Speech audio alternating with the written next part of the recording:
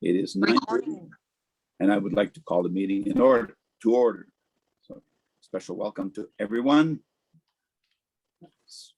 Commencing with our worship, Mayor Ireland, fellow councillors, Mr. Gibbon, and members of the administration. Also, special welcome to all who may be joining us by way of the virtual medium. Councillors, you've had the agenda circulated before you. It is up for approval. And prior to that, I would like to ask if there's any additions or changes to the agenda.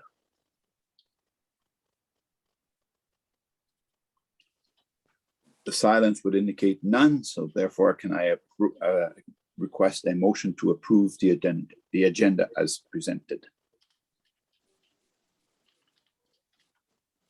Councillor McGrath, thank you very much. Show of hands, all in favor? Thank you. The next item on the agenda is the approval of the minutes of the July 27th, 21 Committee of the Whole meeting.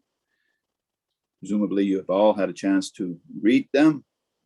And can I have someone approve those minutes, please? Councillor Kelleher MP, thank you very much. Show of hands, all in favor? And that is carried.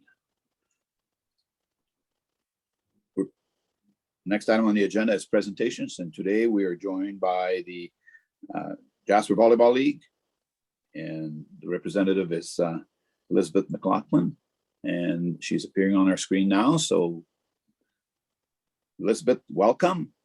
Good morning, everyone. Good morning, and you can go ahead. Thank you. Thank you. I'd just like to say thank you for welcoming me to this meeting today with you all. I'm very excited, and I do appreciate your time and effort, and just giving me the chance to speak to you in this forum about our Jasper Volleyball League and where I see it going in the future. I am going to share my screen here. I did have some photos attached to my proposal that I was told they were just too big to add onto the agenda. So I do have some photos. If you guys would like to see those, I can go through the presentation. Do you want me to read my proposal or just continue on the basis that everyone has taken the time to read it and move on? Councillors will have read the proposal, so it may just be to add to it, highlight the important points, and with your requests, of course. Okay, perfect. Well, I'm going to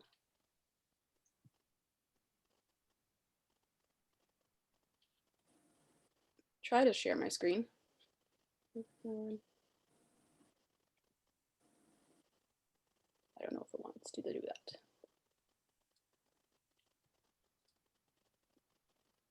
that. Sorry about that. I'm not sure how to actually get that to share my screen here. Okay, I'm just going to move on. My name is Elizabeth McLaughlin. I'm a volunteer coordinator of the Jasper Volleyball League. I've been a member of our beautiful community for about 3 years now, just over 3 years. We have a wonderful group of community members, new longtime residents here, tourists that come in and find our volleyball league and continue to play. In July, we've had 204 players come out alone.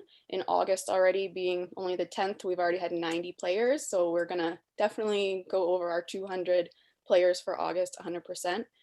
My proposal is to upgrade and extend the outdoor volleyball courts located at the Jasper Fitness and Aquatic Center. Right now we do have one court that's full, the full length.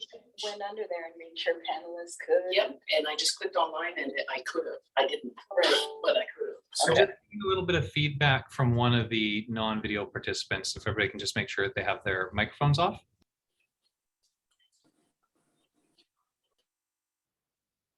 Thanks for that. So my proposal is to ask the municipality for funding so we can grow, expand, and upgrade our outdoor volleyball courts. So right now there's 2 courts. One is fully functional. It's a recreational size of 60 feet by 30 feet. Sand was replaced in 2019. However, our second court is smaller than the average playing area. The ground is old dirt, sand. It's very hard. There's rocks. There's a mesh underneath of it, helping prevent weeds from growing through. That is not working. We pull out weeds and spend hours every season trying to get this court up and running. Unfortunately, we don't have another outdoor court, so we are using it to the best of our abilities. And volunteers from the Jasper Volleyball League, we do maintain the area as best we can. However, we don't have any funding besides our own. So we would like to see the municipality just support us and our growth, and the fact that we are a very engaging part of our community. We have lots of members coming out and play, and there is opportunity for growth with our volleyball league. I did want to show some photos, but I don't know how to switch that around, because when I share my screen, it doesn't seem like it's working. I can email those out to everyone if anybody does want to see photos right now. The proposal basically would be to replace the sand in the second volleyball court, and then change the direction of the court the way it's facing right now, so we can put in a full-sized 60 by 30 playing area, as well as the new sand in the court area. There's a lot of unused space in the back there that has a lot of potential. I took the liberty of getting an estimate on the work to replace that from local contractor Darcy Reddy from EarthX Contracting. So he did give me an estimate, about $9,345 approximate dollars to do that. It doesn't include any replacement of concrete area in the back, which does potentially have a safety issue. It is cracking. There are weeds going through. And so I don't know a budget on that part of it. I'm kind of like losing my train of thought because I have so much going on. But yeah, does anyone have any questions? Because I'm kind of going all over the place now. Well, thank you, Ms. McLaughlin, for your presentation. It is fairly straightforward, very easy to understand. I also thank you for your efforts in your leadership for this Jasper Volleyball League. As far as I know, you're one of the founding members, and have been a great addition to our sporting activity, as you can see by the numbers. So, councillors, Mr. Mayor, do we have any questions for Ms. McLaughlin? Councillor Demora. Thank you, Deputy Mayor Journeau, and thank you, Ms. McLaughlin, for the presentation, and the information that you provided with the estimate is very detailed and really easy to follow and easy to read. And for the sake of the people that are viewing now or viewing in the future, if you the ones that are here today, obviously they're able to find the link. So all the information's on the agenda today, the paper version. So for those that are viewing, I recommend going to the agenda on our website and viewing the presentation that Ms. McLaughlin made available today, because it is quite good, and I appreciate it. I don't have any further questions. I live across from the volleyball courts, the outdoor ones, and I see that it's quite active a few days a week. And yeah, I'd like to promote this in some way, and hopefully collectively, if we can find some funding to help grow the area, I'd be in favor of that. Thank you. Thank you, Councillor. Thank you, Councillor Demora. Councillor McGrath, please. Thank you very much, Deputy Mayor Journeau, and thank you very much, Mrs. McLaughlin, for being here today and for taking the time out of your schedule to present to Council. I would like to offer gratitude and appreciation to the work that you've done for the Jasper Volleyball League personally, and to your entire team for all of their commitment to yard maintenance and for all of the ongoing work that you contribute to not only volleyball but recreation in our small community. Your work does not go unnoticed. I think that it's also wonderful that you have provided a rough estimate of dollar allocation that is being requested. That's not super common for us to get that level of information from every request. So it is clear, it's concise, and it's certainly not too much to ask considering the numbers that you're drawing to the recreation that you are providing. So I'm certainly in support of the request coming forward and would like to see where we can bring this. Thank you. Thank you, Councillor McGrath. Comments? Councillor Kelleher, MP, thank you. Thank you, Ms. McLaughlin, for your report, and it's great to see that volleyball has grown in our community. I'm just curious about the safety hazard of the cement. How much damage is there? Do you think the whole area will have to be taken out or just part?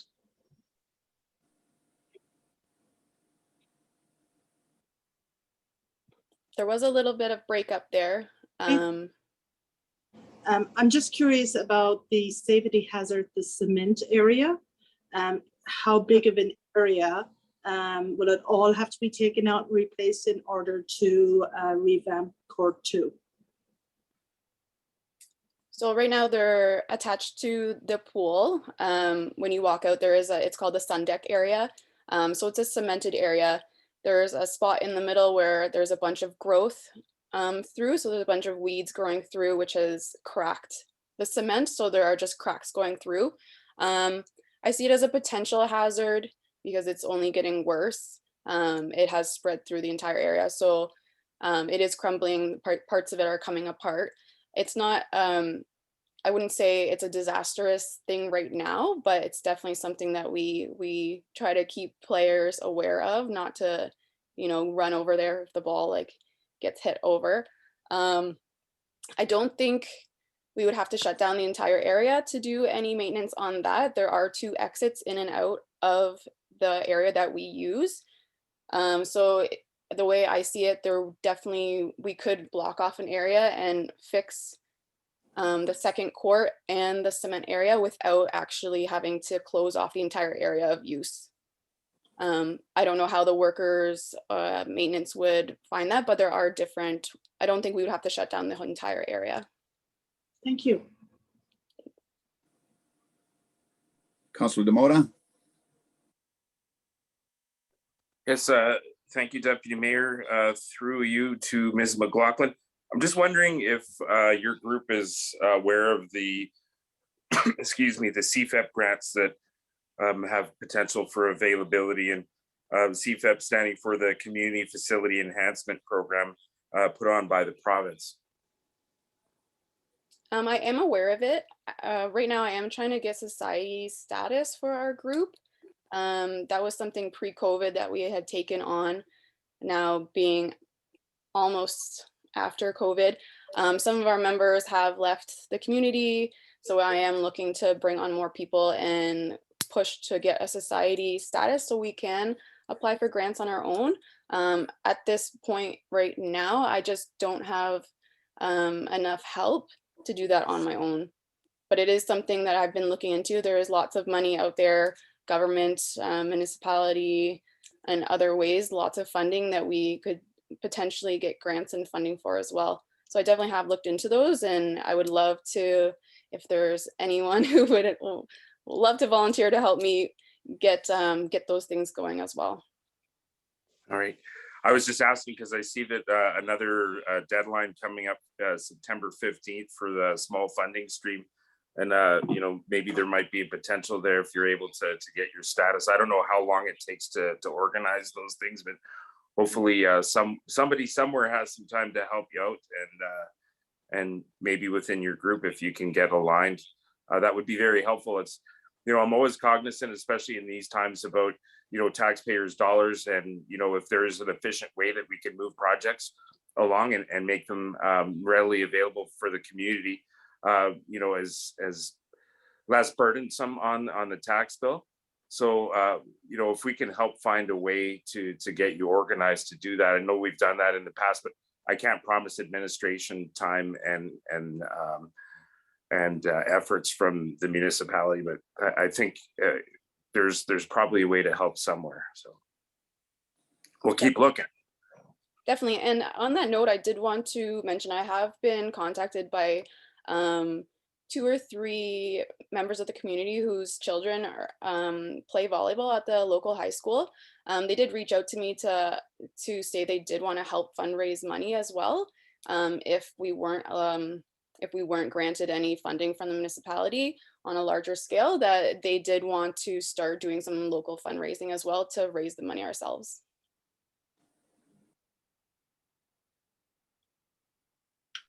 Thank you. Thank you for that. Councillor McGrath, please.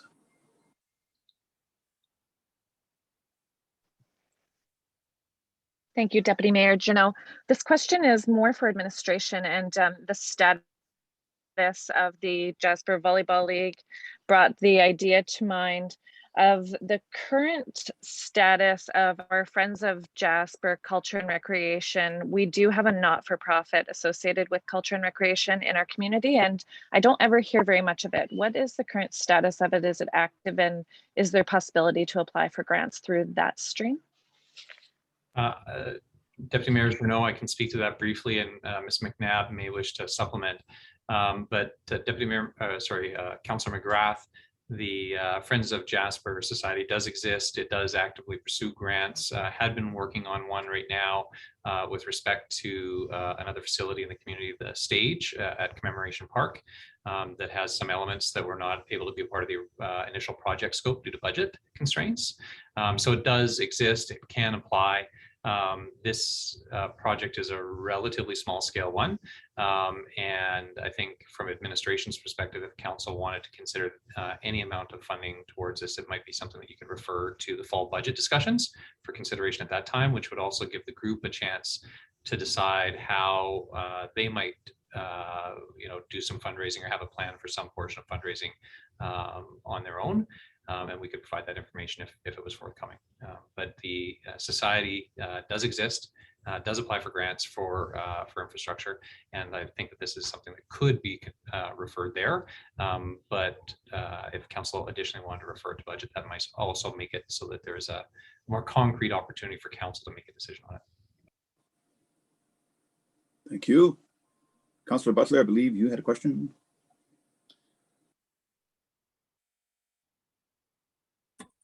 Thank you very much, Deputy Mayor. Thank you, Ms. McLaughlin, for the information and the request and for all the work you put into it. I have a couple of 3 questions.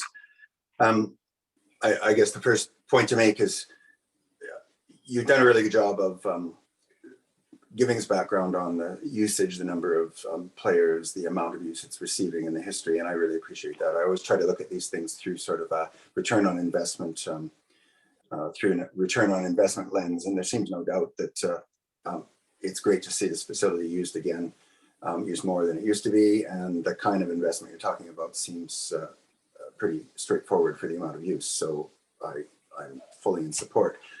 I do wonder a couple of things. The first is, do members of your organization pay any kind of a user fee, such as it's done through, say, hockey or curling or some of the other activities?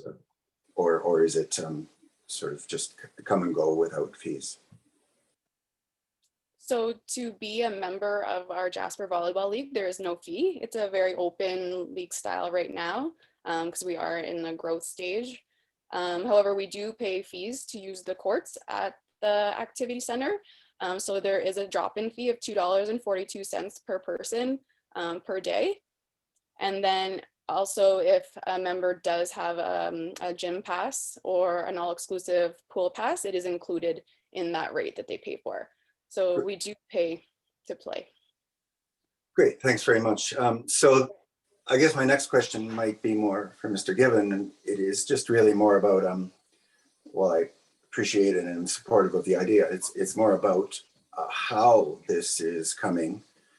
Has this request gone to administration? Has there been discussions with administration? I'm, in a sense, not used to seeing a request for renovations to municipal facilities coming from outside the organization. Usually that would flow through. So that's question 1. What manner of conversations have been had already with administration? And then secondly, we have an RFP coming up for, of course, a considerable spend on our facilities. So is this scope included in the project that we are about to contemplate later on in the meeting. Thank you. Thanks very much, Deputy Mayor Journeau. If I may, to Councillor Butler, the presentation today actually comes as a result of the discussion between the community group and administration. This item is not in the current budget, and so would be an item that council would need to budget for. And so administration's advice to the group was to bring it here to council, to your attention. And my advice to you in terms of process would be, considering that we are in a current budget year where this is unfunded, it would make the most sense to refer this request to the fall budget discussion so council can look at it in context of the overall 2022 budget. And so the presentation is here as a result of discussion with administration, and administration essentially saying this is an unbudgeted item. We absolutely support you making your request to council, and the best way to do that would be to come to a public council meeting. The project that we're going to be talking about the renovations of the activity center, was a project that was applied for a number of years ago. This is outside of the scope. This request would be outside of the scope of that grant that we've received. I think it's unlikely that we would be able to squeeze it in, if you will, because that grant was specifically focused on physical improvements to the aging infrastructure rather than what I think could be sort of seen as new infrastructure. Additionally, the federal government had a lot of focus on accessibility in that grant and energy efficiency improvements. So I think that this small request is outside of the scope of that large grant. But it is 100% true that over the next couple of years, there will be significant work at the activity center. Thank you for that. Any further questions? Mayor Arlen.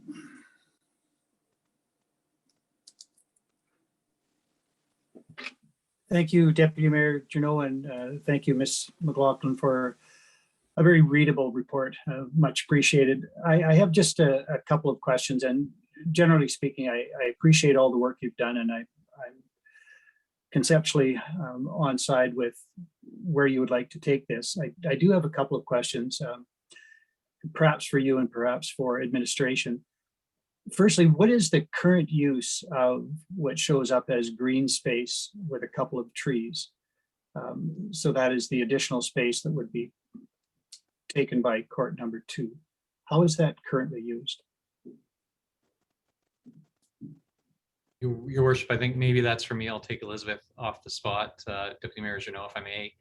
Ms. McNabb's here as well, but I would say that it's generally storage. Ms. McNabb, would you like to confirm that? Yes, it is actually an exit, used as an exit right now for the daycare. So the daycare goes through there. That's their emergency exit in the event of an ammonia leak, that they would have to exit in that direction. Thank you for that. So I'm sorry, Ms. McLaughlin, go ahead. I just wanted to point out that the proposal that I did put forward, it does still leave the, I don't know the required space specifically for an emergency exit, but it does still leave room for a full vehicle to enter and exit. So it doesn't block off the entire area at all. Right, I get that. And I just wonder if that gate that shows as 11.5 feet wide remains and there's no fence around the court. I'm surprised that the court wouldn't go to the tennis court fence. Kids who have to evacuate can run across grass or sand, I presume, and a truck can drive across the sand. So I wonder why you would limit the space. Having watched a little bit of volleyball through the Olympics, I note they like room behind the service line to take a run and jump. It seems to be unnecessarily limited in this diagram. And so I wonder why you couldn't go all the way to the tennis court fence and still leave the access egress gate as it is. And I'm also curious about the proposed fence between the courts and why that would be necessary. I'll just leave that as an open question. But finally, I have a concern, and you mentioned it in your report, and I appreciate it, about an existing manhole, which I take it must be under court number 2 somewhere. I have no information about whether you can just fill up a manhole and be done with it. So I would really like some some discussion from administration and operations in particular about what that entails, because this plan, and I appreciate that it identifies that as an issue, but it doesn't give me a lot of confidence that it can be resolved as easily as filling it in with dirt and covering it with sand. So I would like some sort of technical information about that, not from you, of course, but from administration. All that said, I do appreciate your efforts on this, and I would echo Mr. Gibbons' suggestion that perhaps the motion to make would be to have this come back to council in connection with our 2022 budget discussions, with a report from administration as to some of the technical issues. And from you, Ms. McLaughlin, the only question I have is why the fence between the two courts? Is that a necessity? It's not a necessity to have that fence at all. It's not doing anything the fence does. It's just there. And I don't have it on my proposal description, the design, but the manhole is in that green area between the two trees. I wasn't aware of it until after I put that proposal through. And when I was referencing filling it in, that was something that I was told when Mr. Reddy came out to give me the estimate. But again, the estimate was he was putting forward that there could be other things underneath the ground, that any wiring and plumbing issues that would need to be addressed for sure. Yes, I very much appreciate it. I thank you for drawing that to our attention. And as I said, not your job, but our job to look into that. So thank you for that. Thank you. Thank you. Councillor McGrath, please. Just for total clarification, I'm not sure if Maryland, if that was a motion or not a motion. If there's no motion on the table, I would like to make one. Yes, yeah, I would I move that. like some discussion. I think there's further discussion here as to something that isn't clear in my mind. Do we want this work done this year, or is the volleyball people happy to wait the next year? That question is for Ms. McLaughlin. To be honest, we would love to have it done this year, but I don't necessarily think that this year we only have maybe a month or so left, and then we're going to be moving into playing indoors at the high school gym. We would love to have it completed for next summer. That would be our wish if we could have it. Well, thank you for that. I think any organization that has 200 plus members, and this is not a big amount, I think that we should be seriously considering this. Councillor McGrath, are you prepared to make a motion? Oh, Councillor Butler, you have some comments? Before a motion, or are you making a motion? No, I'm not making a motion. Thank you very much. I just want to refer back to my earlier question and suggest that we're about to look at an RFP that relates to nearly $7 million of spending on that facility. And I don't believe, and I'll be talking about this later, but I don't believe the full scope of that project has yet been determined, because there was discussion in previous council meetings in this term around that. And I believe that we had not settled on scope. It seems to me that with a $7 million spend, we might possibly be able to find $10,000 to address this. And rather than this, us making the decision now that this should come back as a separate capital request, which I think is probably how it would come back, I think we should direct that this request be considered within the context of the broader renovation to those facilities. I struggle with the idea of already saying, oh, well, no, we don't have budget for this, when we're looking at a huge renovation of our facilities. If this is a need that is demonstrated, and I think it is to be really important for the community, it should be considered in that context rather than separately. Thank you for that. Councillor Demota. Well, I just say that I'm used to having presentations at our budget meetings for, external asks, but I really enjoy the participation here and having this come forward to us at a committee of the whole. For me, I think there's some really good thoughts and ideas behind this, and I like the commentary that's happening here and the communication. And I think the more that we talk about this, I really like the thoughts that councilors have brought forward, and this is exactly what committee of the whole should be to me, or is to me. And I always call it the spitballing session, but I'm happy to be able to discuss things like this here. And I completely agree with Councillor Butler. If there's a way to fit that in, $10,000 on a $7 million project, to enhance the facilities, I think to have that done with that, I think would be a good process. Thank you. Well, if I can make some comments, I think that this is not a major capital project. It's more maintenance. The replacement of sand and the realignment of courts is not something that really needs a major capital item. And I think something that we can move on a little quicker than in a big project. Councillor McGrath, did you have, you in a position to make a comment or make a motion? Yes, absolutely. Thank you very much, Deputy Mayor Janot.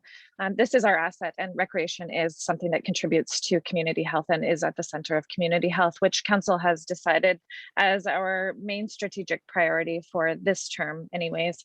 And I believe this motion is open enough and encompassing enough to include Councillor Butler's suggestion of perhaps administration fitting this in where they see fit. That Committee of the Whole direct administration to work with and refer this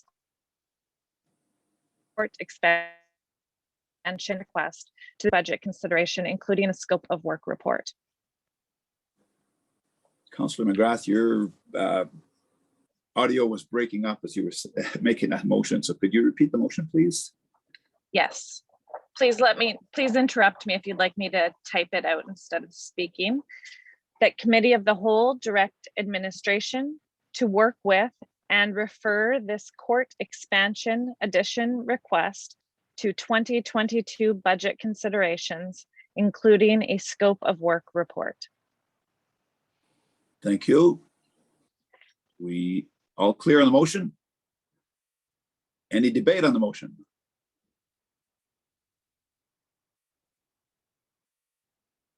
Councillor Butler and then Mayor Arlen. I'm completely in favor of seeing this work done. I'm in favor of seeing it done for next year. I think all of that is possible. I still believe that it can be and should be part of the conversation that is upcoming around the broader renovation to the entire facility. I know that there is a focus on accessibility within that broad project, but I also know that there are items that don't relate directly to that. I don't like piecemealing it. If that's the motion which asks it to come back as a separate item, then I can't be in favor of it, even though I'm entirely in favor of funding and moving ahead with the project. I'm sorry, I'm not clear here. The motion is to have the committee work with administration with this project. Am I not? Well, I believe the motion is intended to have it brought back as a separate item in 2022 budget discussions. And I just think we can do better than that. Thank you. Well, thank you for that. So then, do we have, excuse me, but sorry, Mayor Arlen, you were next. Thank you, Deputy Mayor Janot. I just have a question of clarity for Councillor McGrath as the mover.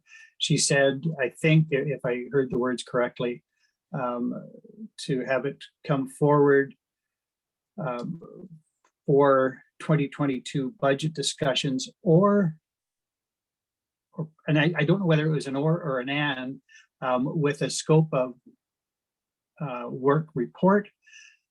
But from her opening comments, I understood that to mean to accommodate the suggestion of Councillor Butler, the scope of work within the larger context of the ongoing $7 million renovation, not a separate scope of work for this. So I thought she was trying to marry those two ideas, but there wasn't necessarily the clarity in the motion. But if Councillor McGrath can just clarify her intent on that, maybe we can find wording that accommodates the possibility that we can have these discussions in the context of the ongoing renovations and the $7 million project that's underway. Councillor McGrath. Yes, thank you very much, Mayor Ireland. The intention of the motion was absolutely to have administration have this motion open enough that they may be able to finagle that funding to include this $10,000 request within that grant that's already, and within the context of the renovation that is already expected to come before council. Thank you. Are we all clear on the motion? We're satisfied that it's going to be proceeded with in budget. Thank you. Thank you, Councillor Butler. All right, that satisfies me. Because I'm so supportive of the concept, I'll go along with that. But I want to say this, that our process for bringing questions like this and handling them at council is really concerning to me. A request like this coming vaguely from sort of inside the organization, from sort of outside the organization, is fine. But what we need is to understand how we're going to deal with requests like this. It's the second committee of the whole meeting in 2 weeks where we have sort of had cold a request come to us through a presentation, which I appreciate in all cases, seeing requests like this come and opportunity to suss it out. Where I struggle is that we feel that we need to right then and there on the fly, make a motion and decide what we're going to do about it. I find that to be difficult. This isn't even an agenda item. It hasn't come forward with a recommendation from administration, which is normally what we would look at when we decide to move forward and give direction. So I'm happy because we're making a vague enough motion, but that's what we're doing. We're just making a vague motion. I think we have to do better and not try to almost legislate on the fly. All that being said, that's a process question. I'm in favor of the project, so I'll be in favor of the motion. Thank you. Well, this is the third season that we've been in operation with the Volleyball League, Ms. McLaughlin. Yes, the Volleyball League has been around for a long Unfortunately, your sound is time, on a smaller level in using the same courts again. unfortunately, your audio is breaking up, but as far as from what I understand is that this is the third season, and I don't think the municipality has spent a lot of money on maintenance these things. That's why I'm surprised that there's a lot of discussion here. I think this is quite straightforward. It's maintenance for the most part, and I think that we should move on this as quickly as possible. But we spent $3 million on recreation. This is not a big item. So on the motion, this is going to be referred to this year's budget, capital budget, as I understand it. I think it should be in the operations, but clarify me. It's a motion to move this to this upcoming capital budget, correct? Or included in the major capital project? Help me, please. Mr. Gibbon first, and then Mayor Ireland, then Councillor McGrath. Well, Deputy Mayor Jeannot, I can tell you how administration would interpret this motion. The motion would simply refer this item, so not making a decision on it today, but basically receiving the request from the community group and forwarding it to council for full discussion at the budget deliberations. At that time, administration would be able to present potential funding options, whether it could or couldn't be included with the larger activity center renovation project. And we can recommend whether to council whether it should be an operational item or a capital item. My understanding and interpretation of the motion is basically to say we've received this from a community group and council wants to consider this item and needs to consider it in context of the 2022 budget discussions. And at that time, all of the options will be on the table for council's consideration. So it really is a motion of referral. Thank you for that clarification. Thank you very much. Mayor Arlen, you had some comments.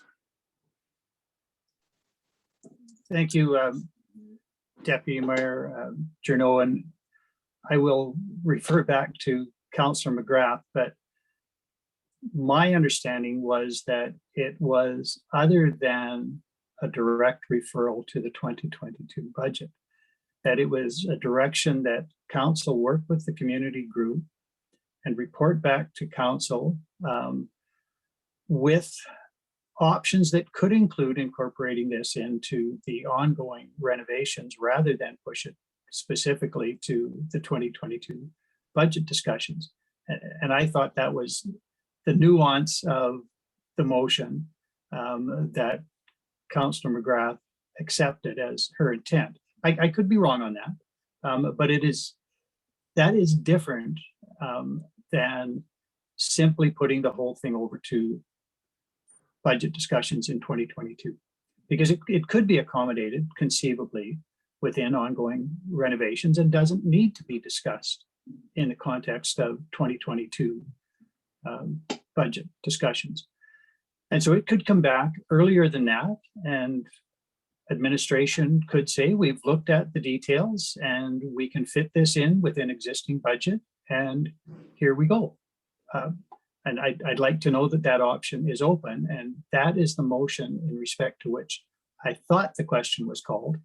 But again, and I agree with Councillor Butler that we are the victim of our own process or lack thereof sometimes. And this is one of the reasons why written motions are so helpful. And I don't criticize anybody for that. We are in the spot we're in, and we're trying to do things on the fly and accommodate a member of the community who has come forward with a legitimate request.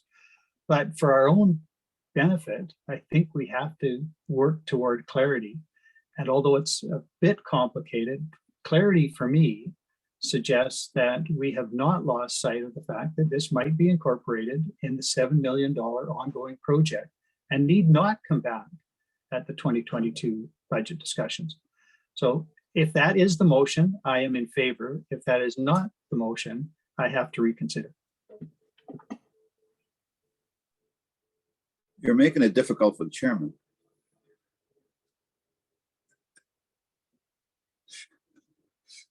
Councillor McGrath. Thank you very much, Deputy Mayor Journeau. I believe that the motion as it stands and as it is read is enough for administration to have this as a referral and to come back to us to show to council how it may or may not fit within the grant and budget for 2022. I believe that this is moving this request forward because we all agree that it is important, and it is important for our community to grow in this way. And that's simply the basis of asking for this to be referred for administration to do the work that is in administration's realm and come back to council. Thank you for that. I think I'm going to use the interpretation that Mr. Given has given us as how he would like to proceed with this. I believe that council is supportive of this. And I think with that, we'll just call for a motion, just kind of indicate our support and leave it up to administration how to best deal with this. Is that clear enough? Or Councillor McGrath, can you help me there? Councillor Kelleher MP is waving no. So comments, please. The process that we have been moving through requires a motion so that administration has clarity on every step that they make. if I understand Mayor Ireland and other members of the council, is we'd like this to come back before the 2022 budget. We would like it to be looked at within the current capital project that's coming before us that we got the grant for, or is it able to happen within our 2021 budget, that before we look, so that we don't have to put it off till 2022 budget. That's my understanding of what Mayor Ireland said. And I could support that. I don't like the idea of it going to 2022 budget because the group will not know if it's going to happen until next spring. And that's a little late because sometimes budget's not passed till March or April.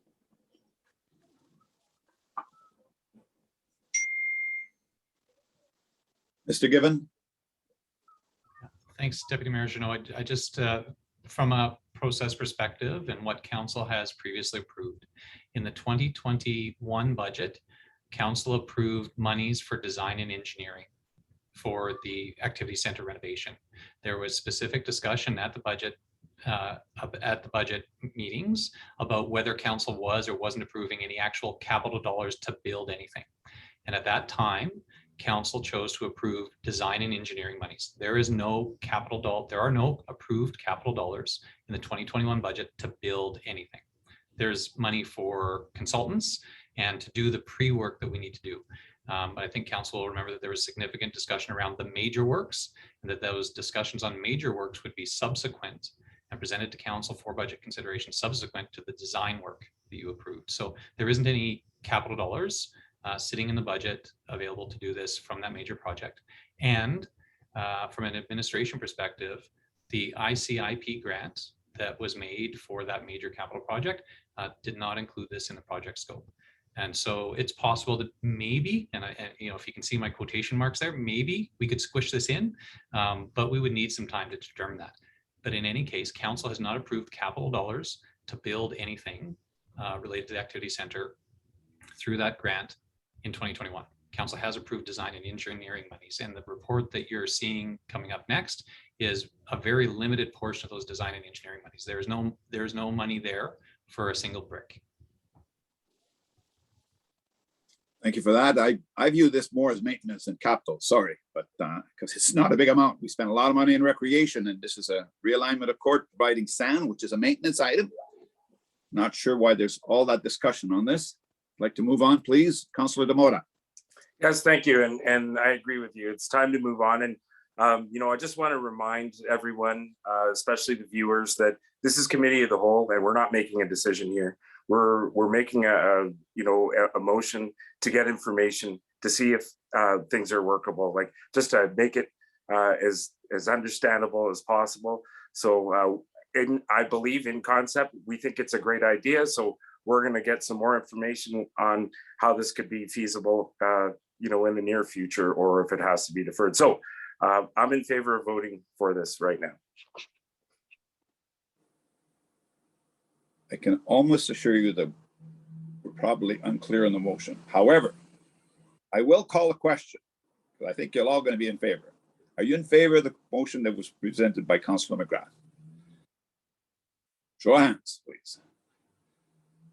Thank you. That's unanimous. I think we can leave it up to administration to work with the Jasper Volleyball League and proceed with this as soon as possible. Thank you. And thank you again, Ms. McLaughlin, for your fine presentation and your patience with the discussion on this matter. Thank you. Next item. Next item, department reports. None. No department reports. Not this time around, Councillor Jeannot. We do have a schedule of them, and council will see those at upcoming committee meetings. Thank you very much for that. Now, a long time ago, we approved some minutes. Any business arising from those minutes? Councillor Kelleher MP. I do believe at this time, and Mayor Ireland or Mr. Given can correct me if I'm wrong, I can bring something up from any minutes with business arising, am I right? Thank you, Mayor Ireland. I'm just curious, this through you, Deputy Mayor Jeannot, to Mr. Given. A couple of weeks ago, we approved the utilities for parcel B and C for the utilities to go into the upcoming housing. At that time, during the discussion, Mayor Ireland and a number of us had talked about how we at one time were in favor back in March of doing parcel A. And at that time, when we passed the motion, Mayor Ireland had asked that maybe this should come back to a committee of the whole. And seeing as the work is starting next week, I'm wondering, will that be coming back here in the near future for us to reconsider whether we should also have parcel A as part of that development? Deputy Mayor Journeau, to Councillor Keller MP's question, the amount of monies, the contract the council awarded at that meeting excluded servicing the GA parcel. So we did have specific discussion about that, and the contract the council awarded did not include that portion. So it would now be a fairly significant change order to the contract to do so. And so that ship has sailed with the council decision, and I believe we had pretty significant discussion about whether GA was included or not, given the significant cost increases. The next things that council will see on that project are second and third reading of the borrowing bylaw and the local improvement levy, which will provide approximately 50% of the funding for that capital project will come from the owners of those parcels through a local improvement levy. So that's the next things that you'll see, Councillor Keller MP. Administration was not planning to bring forward a reconsideration of extending services to GA, because it was our understanding that that we had full discussion on that, and the council was clear that their decision on awarding that contract to GS Construction was including only the servicing to G, B, and GC. Okay, thank you, Mr. Gibbon.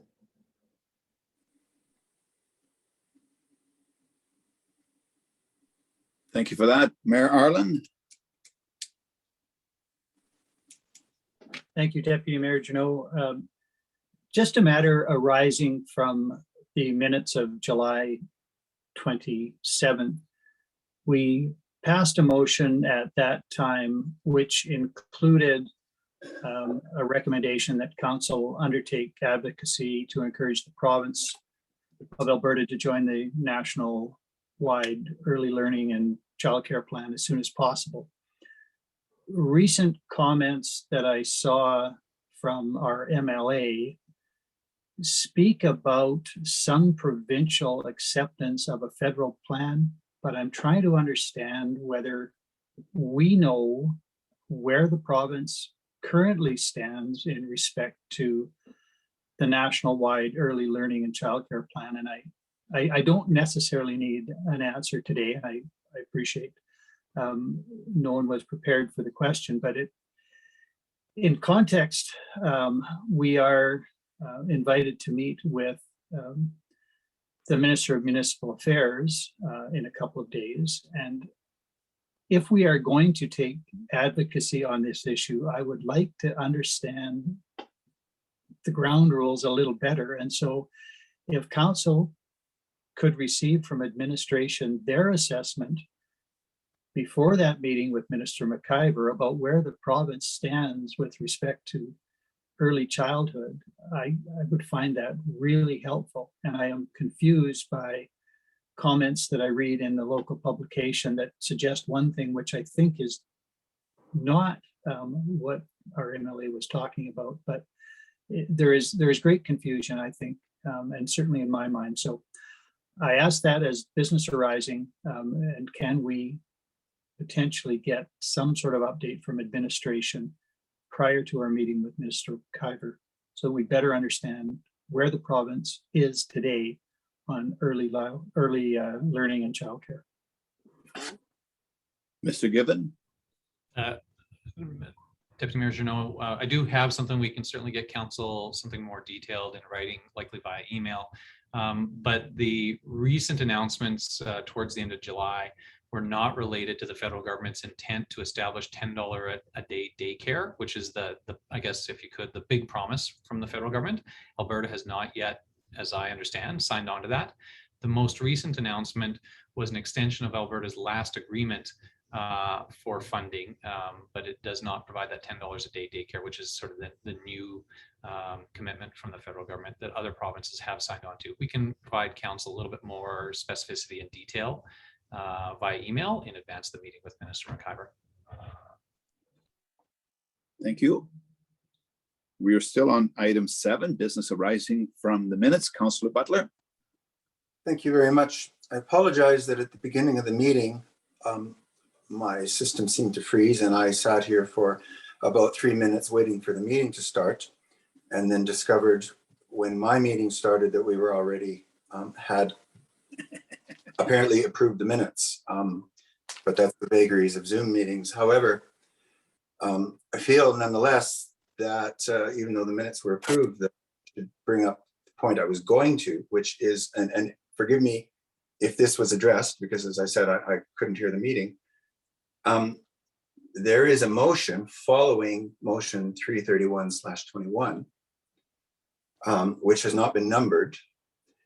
And I'm not overly concerned about that, but I am concerned about the wording of the motion.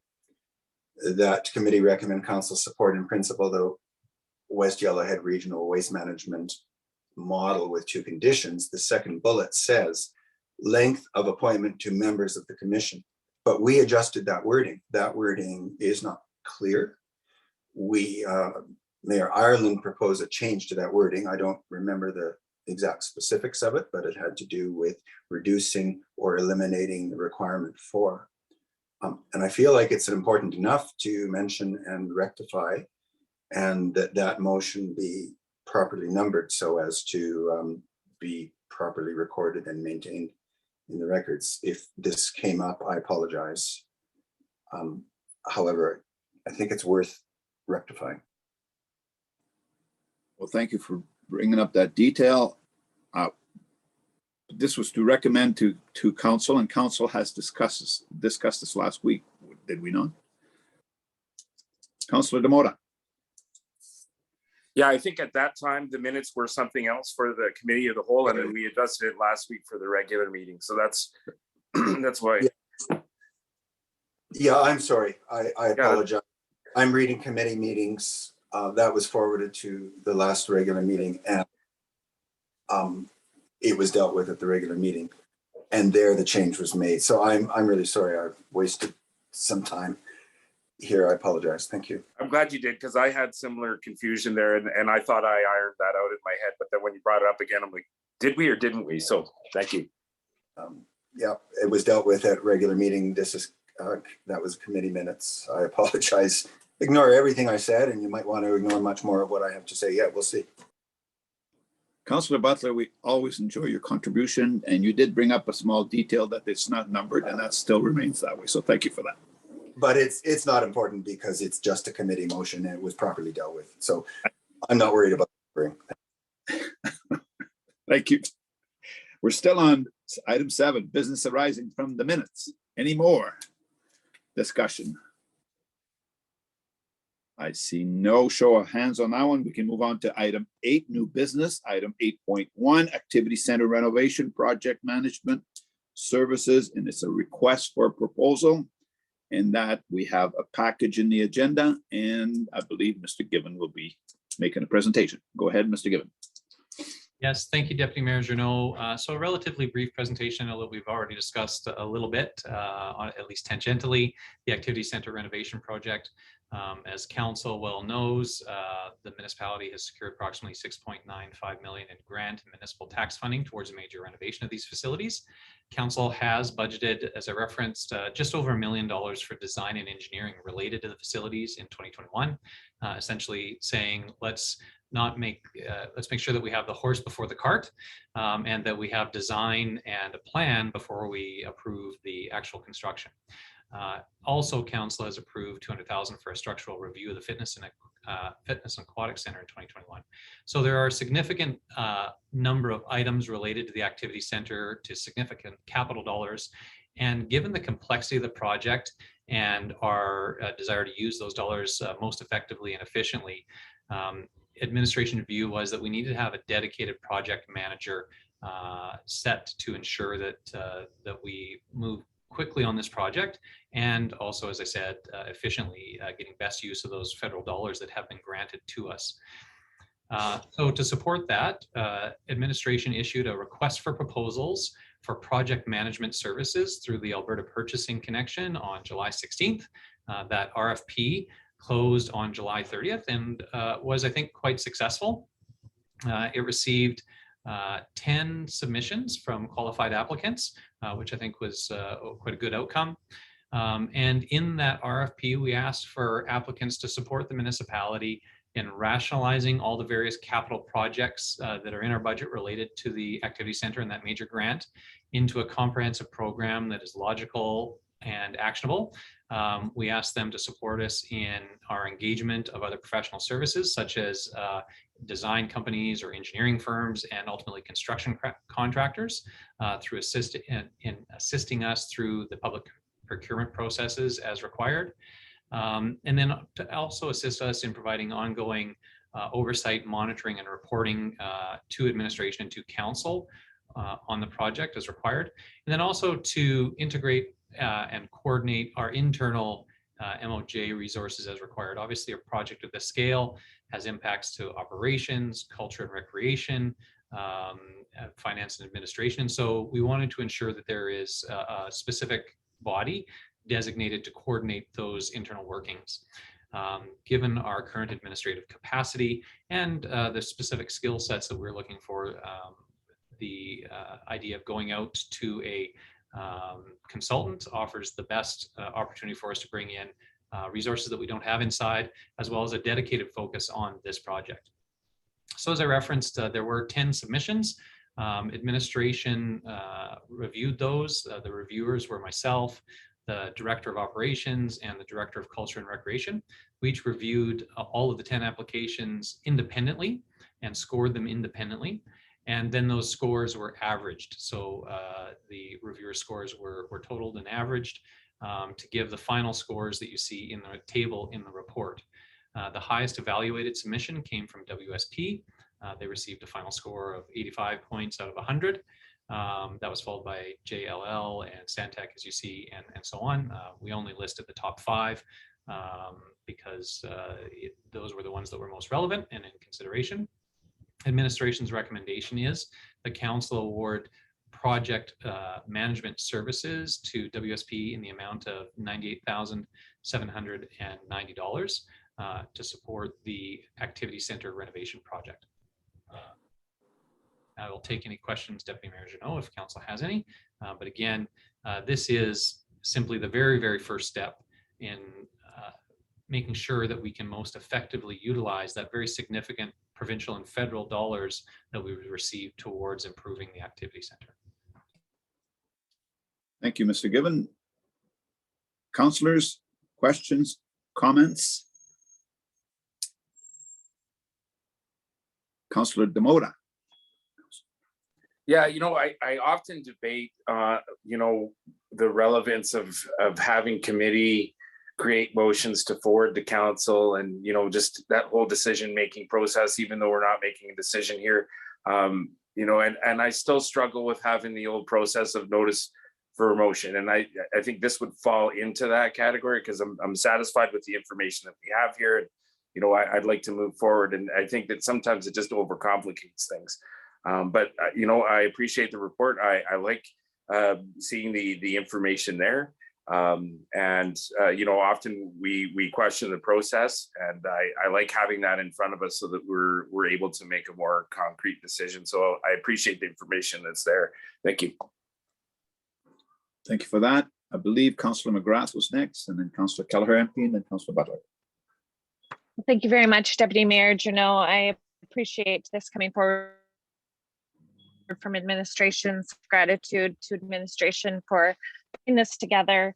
I appreciate it all being intertwined with each other and seeing this as one major project, and for the efficiencies that administration has noticed and become aware of.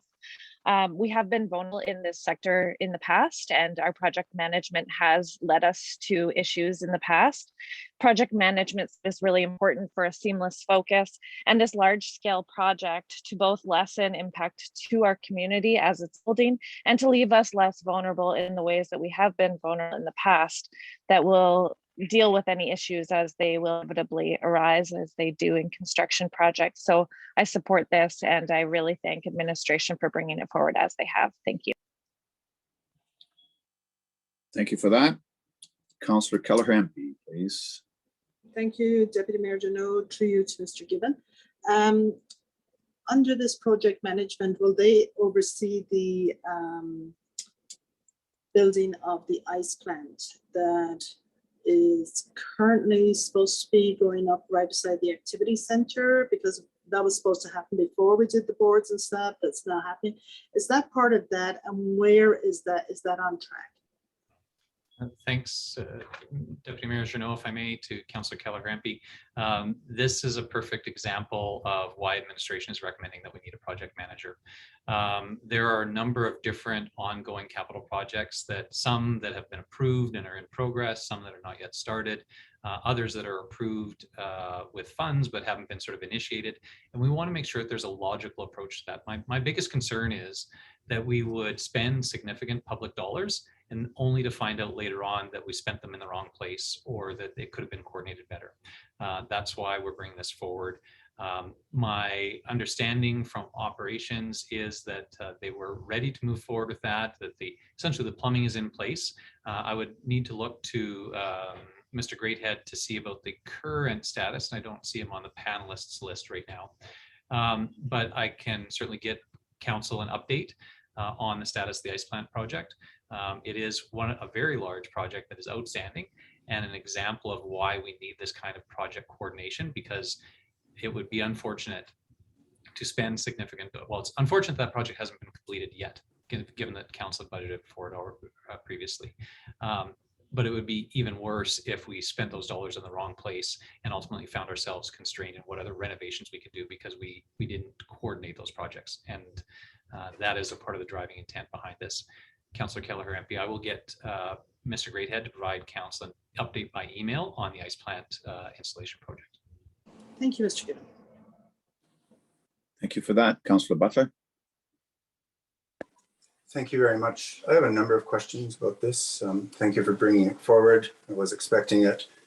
I appreciate the work that's gone into it. I have questions around process, around scope, and around the dollars. So, Mr. Gibbon, you mentioned the evaluation process. My question is, in a process like this, are the submitters, the proponents, are the proposals evaluated blind, or are the names of the proponents visible to the people scoring? Deputy Mayor Janot, for Councillor Butler, the names are visible.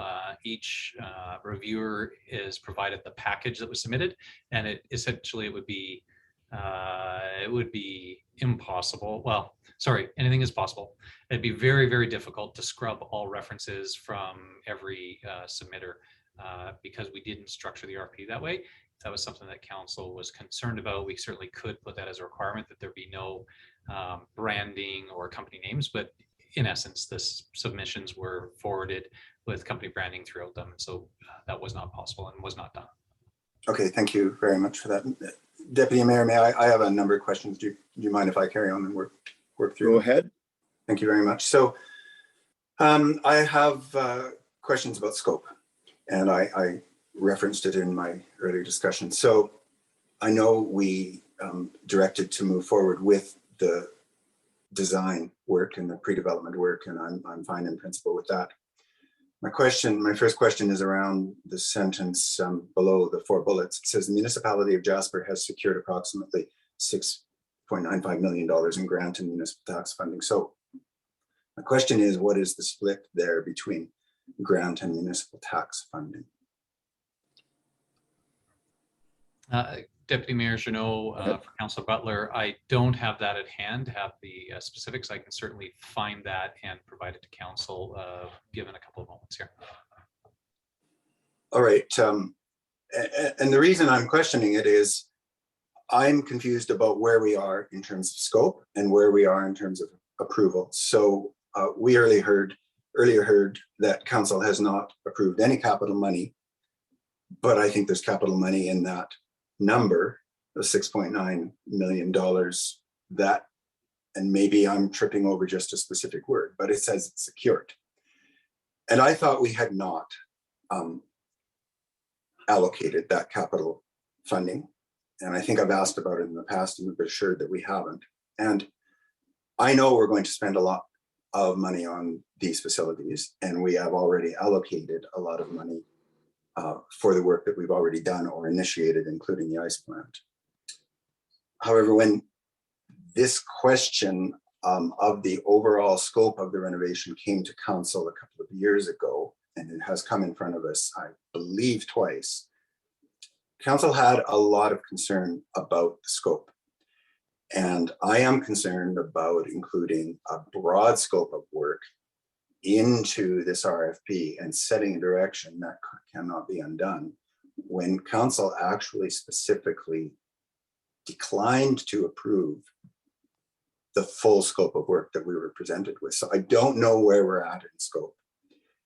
And so I want to, what I thought we would see coming back, and maybe I was confused, rather than an RFP for design work, was a conversation about what will be included, what won't be included, what might be included in the scope.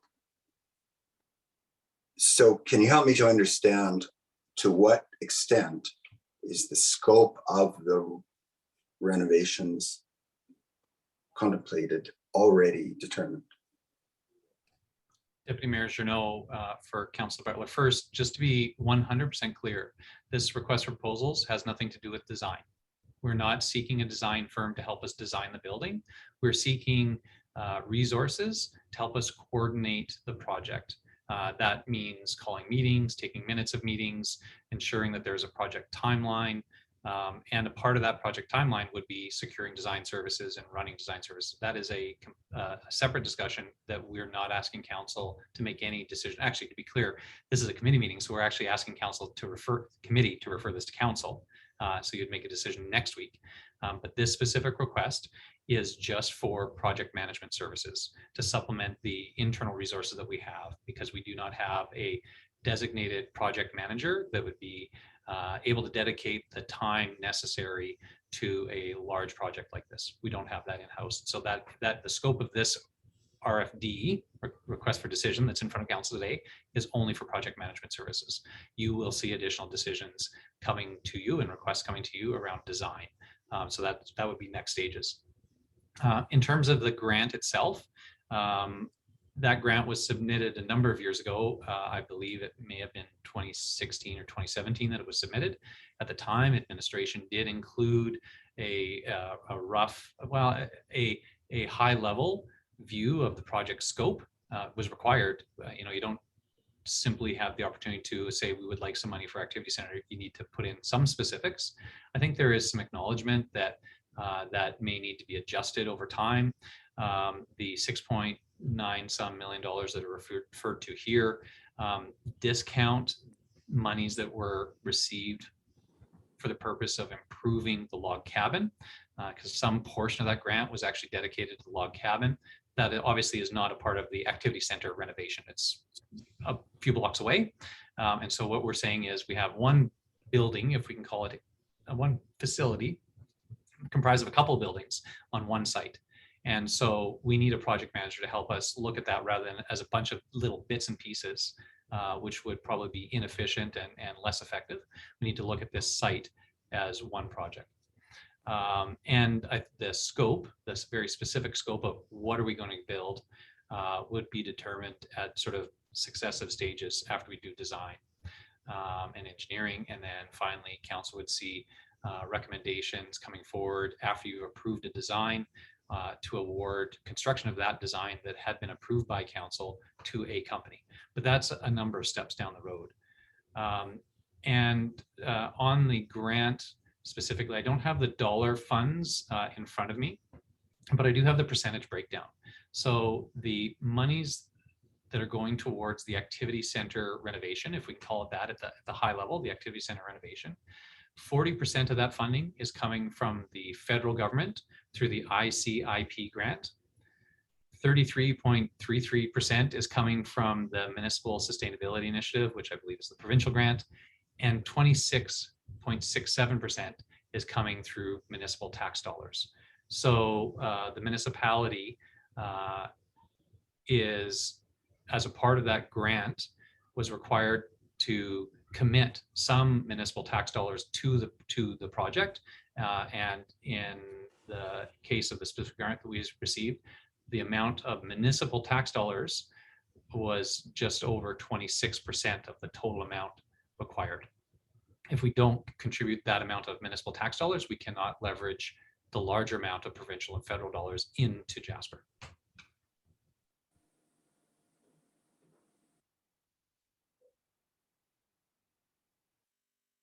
Councillor Butler. Thank you, that helps. The $200,000 for the structural review of the Fitness and Aquatic Center, which I know we budgeted, was that budgeted from in or allocated from within the $6.9 million in grant money, or is it over and above? Deputy Mayor Jeannot for Councillor Butler, it is over and above. It is referenced in the report and was referenced in the RFP to highlight the fact that there are a number of ongoing projects, and we wanted any consultants to help us coordinate those projects so that we, again, weren't, you know, if we came up with a grand plan to, you know, enhance the Fitness and Aquatic Center and invested a significant portion of the $6.9 million into it, only to find out that the pool basin was likely, you know, had a couple of years and was going to crack or had a crack in it. And Sure. would, you know, so we wanted to make sure that that was referenced, but that $200,000 is municipally funded and is not a part of the $6.9 million grant. Okay, and that's what I thought. Thanks. I could have worded it differently because I did think that. I just wanted to confirm it. My last question then for now is prior to this motion coming in front of a regular meeting, could you distribute the RFP documents to council to look at? Simply for information, I recognize that the decision has been made where it should be made by administration, and I certainly have no intent of trying to change that. I am only interested in seeing the contents of the RFP. Sure, and Deputy Mayor Jeannot, if I can, for Councillor Butler, just clarify, you're meaning the RFP, the request for proposals itself that was publicly posted, or the submissions in response to the posting?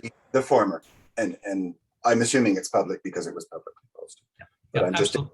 just having a look. Thanks. Absolutely, that's no problem. You'll find that actually much of the content is similar to what's in this report, but absolutely we can forward that. It is a public document. All right, thanks very much. Mayor Arlen. Thank you, Deputy Mayor Jeannot. Through you to Mr. Given, I have a couple of questions and one observation, if it's acceptable to you. As chair, I'll just ask my questions together, and that will ease, I think, Mr. Given's ability to respond, and then I'll make the observation later. I very much appreciate the fact that you brought this forward. I think we do need project management services. As Councillor McGrath said earlier, in the past, we have been vulnerable, and I really appreciate this effort to save us from that. I have a few questions about amount. Firstly, the roughly $100,000 for project management. Is that an amount that is part of the overall 7 million? That will be found within the project funds, I take it. And if that is right, is that amount approximately 100,000 for a $7 million contract, assuming we get to that when we decide what the project is actually going to be? That's about 1.4%. We're anticipating that this is going to unfold over about a 2-year period, late 2021 to late 2023. So 24 months. So that's about $4,000 a month. I'm curious as to whether there is any standard in the industry with respect to those amounts, whether that's sort of an industry standard for these sorts of services. And then finally, the question is about your comments earlier, Mr. Given, which I much appreciate, that we are looking for a dedicated individual to manage this major project. But I see in the evaluation categories, they talk about project teams. And one thing I would hope we can avoid is a team of rotating individuals coming in to manage a project.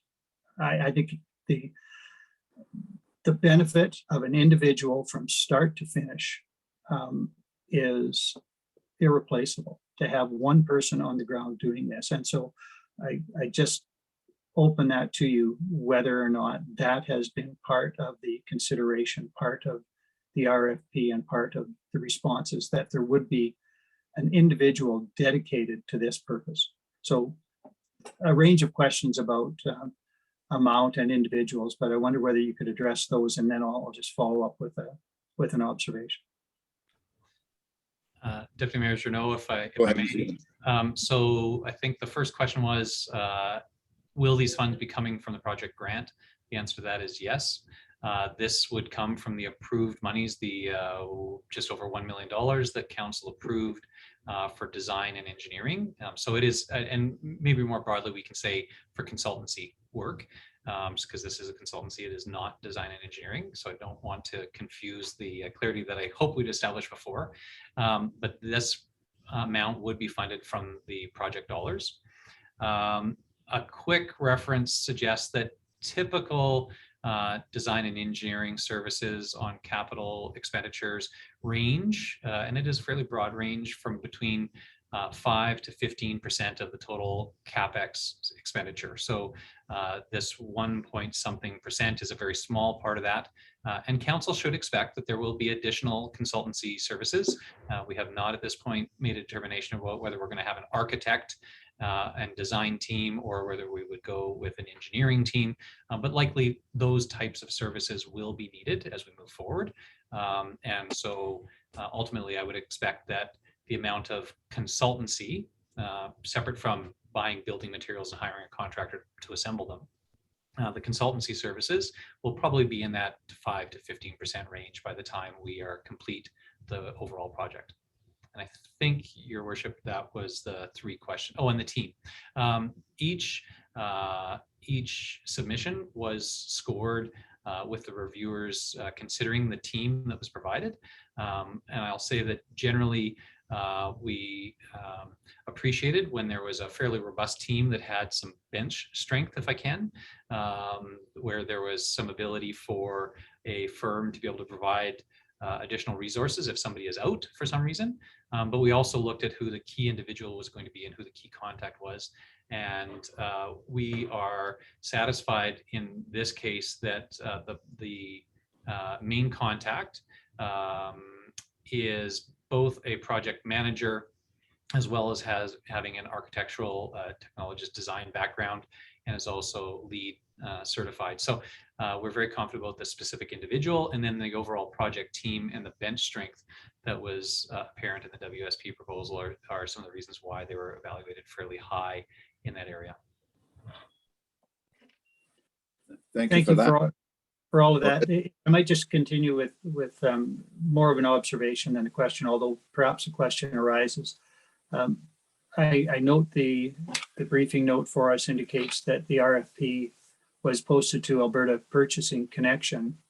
And I know that we have had an issue in past with respect to posting on that site and local potential interested parties miss out on it.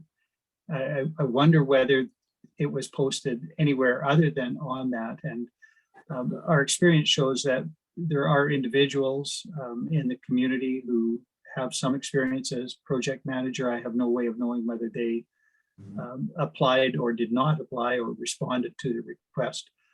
But I just observed that every effort we can make to engage the community in these sorts of decisions, I think serves us well in the long run. And so I just observed that a reference only to Alberta Purchasing Connection may eliminate some potential parties from engaging in the process. And quite often that comes back to bite us. So I just make that as an observation. Thank you for that, Mayor Ellen. That was an observation commentary, which I agree with, for sure. Thank you very much. Councillor Demore.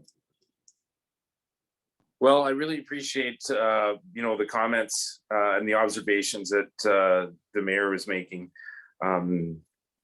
Deputy Mayor.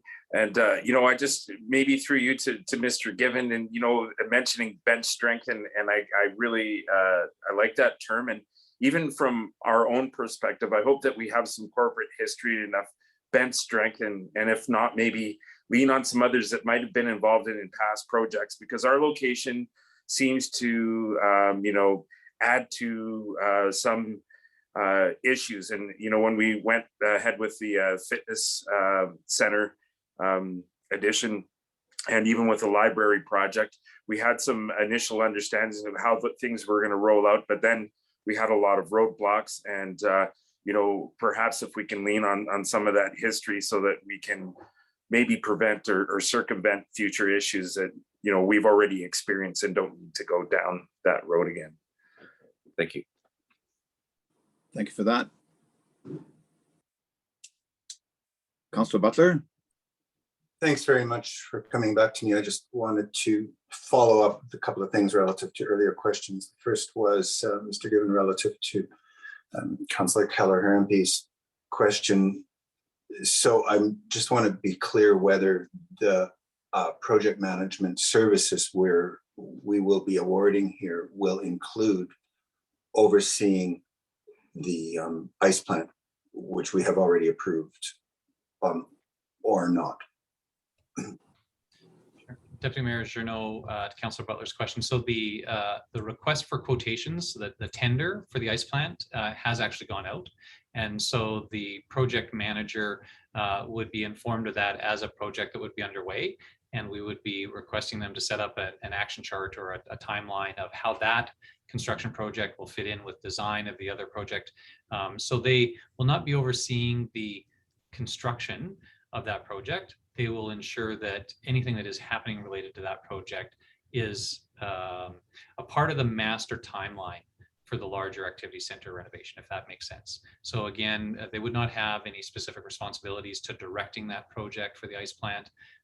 They would not be in charge of directing it in any way, but they would have a responsibility to ensure that it is acknowledged in our master timeline for the overall renovation, so that it does not trip us up as we go down the path of the larger project.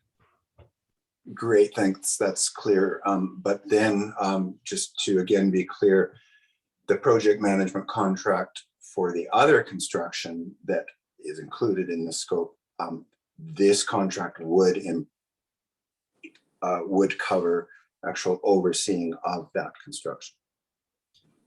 I think we need to clarify the difference between somebody who is overseeing the construction as a construction professional and somebody who is overseeing the process as a process professional.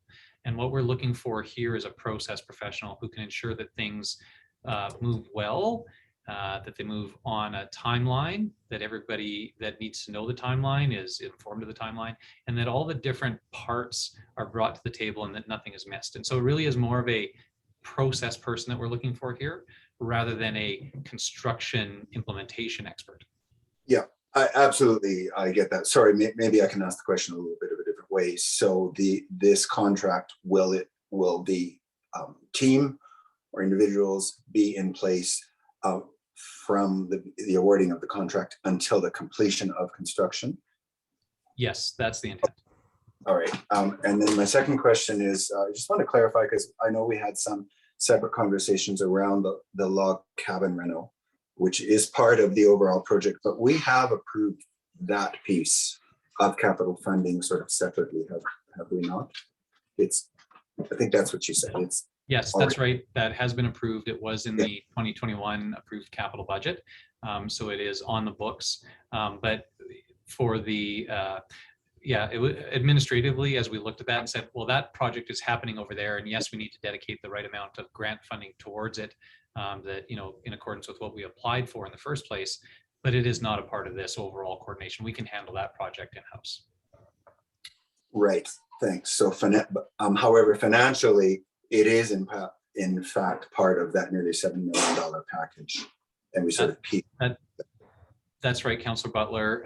But I would say, I believe the amount that you're seeing in the report, that $6.95 million, actually discounts the funds that were dedicated towards the log cabin. Sorry, I don't follow. Discounts the funds. So the total amount that, if you went through the budget and assembled how much we received through the various grant programs and how much is on a bunch of different line items in our budget, it actually totals more than the $6.95 million.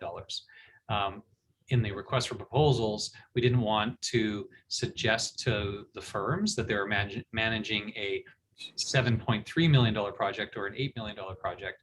They are managing this size of project. We thought it was important to give them a sense of scale of the project. And so we essentially hived off those other amounts that are dedicated to the activity center that's not here on site. Sorry, to the log cabin that's not here on site. Yeah, thanks very much. And forgive me, these are all pieces of information that I feel I need to make a decision we're being asked to make. So my last question, and I'm pretty sure it will be my last, Mr. Given, is so that example of the piece for the log cabin being cleaved off and taken in a sense off the top of the total amount. Are there other pieces of the overall project scope for activity and activity center and associated facility renovations? Are there others that we have already approved in the current capital plan other than the log cabin? Other pieces? Yeah. Councillor Butler, I just want to make sure that I answer very specifically and correctly. So I'd like to call up the document that we used to prepare the RFP. Maybe looking at the RFP will answer my question. And if there's any lack of clarity, I'd certainly be just happy to see it when this question comes in front of council. People don't need to go looking for it now. Sure, no problem. We can have that for our council. But to be clear, what is in the capital budget is really the design and engineering, and you even see that across a few different line items. So there is the activity center portion of renovation, design and engineering for $366,377, and then there is the arena center portion of renovations, design and engineering for $520,86. You get the point. It's spread. It's the way that it was presented in the budget is across multiple line items, which makes it a bit confusing. We can provide more clarity for council if council chooses to, committee chooses to refer this to council. We'll provide that for you next week. Sure, that's fine. And just to be clear, all I'm really looking for is what pieces of the overall project have we already triggered? The log cabin being one of them. If there are others, I wouldn't mind knowing. I probably should know because I probably voted in favor of them already, but I just like us to be clear what's in here and what's already been given the go ahead. And I guess, yeah, the ice plant was another piece, a very major piece that we already triggered. Thanks very much. Thank you. More questions or comments regarding this item that the committee recommend council award the request for proposal for the activity center project management services to WSP. I will have a comment. I will echo the mayor's comment that I would have preferred an individual or a smaller firm or more so an individual for the sake of continuity. We already do a lot of work with WSP and they have done a lot of work for us, at times questionable because it was not tendered, and questionable by me, sorry, because it was not fully tendered. And I think a new set of eyes approach would have been beneficial. However, I'm satisfied with the discussion that you have, out of 10 submissions, selected this firm because of the individual that provides both fields, engineering and architect. And I certainly look forward to this project moving along. Any more questions, comments before this? If Councilor McGrath.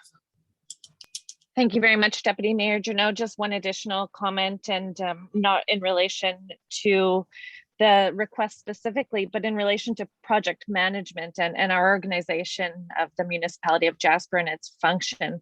I think it's worth council consideration for, looking up an annual salary for a project manager. I believe it's around $100,000. And if we could perhaps entertain the idea of having a project manager on staff within our organization for a rough estimate of $100,000 per year, I believe that it could be setting our community up for long-term success in relation to all future projects that we might have. Thank you for that. I see no more show of hands, so I would like to have somebody make a motion as per recommendation in item 8.1. Councilor McGrath. So the motion is before you, the one that's in the agenda. Any debate? Show of hands, all in favor?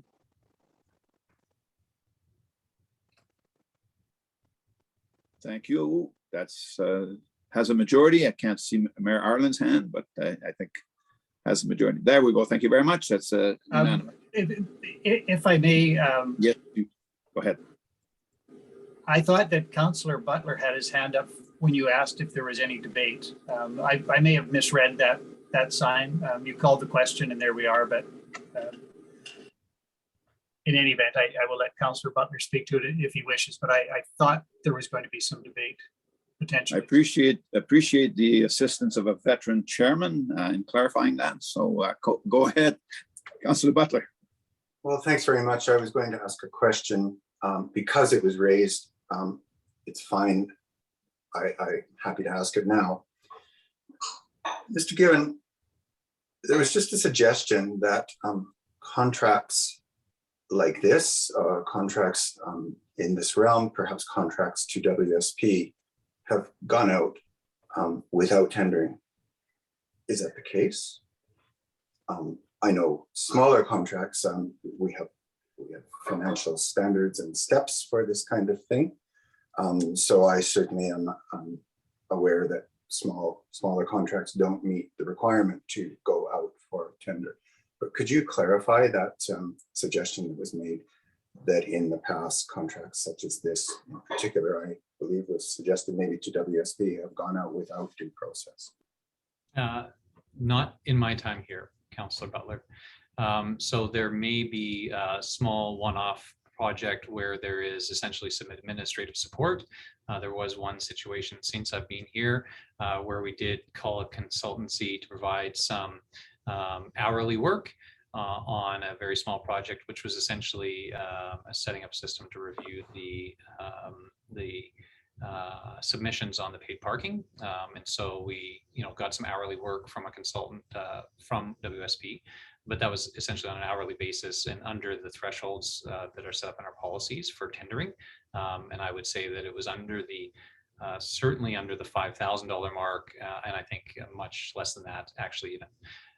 But in my time here, there have been no major projects above that $5,000 or $10,000 mark, certainly, that have not gone through the appropriate public process. Thank you very much.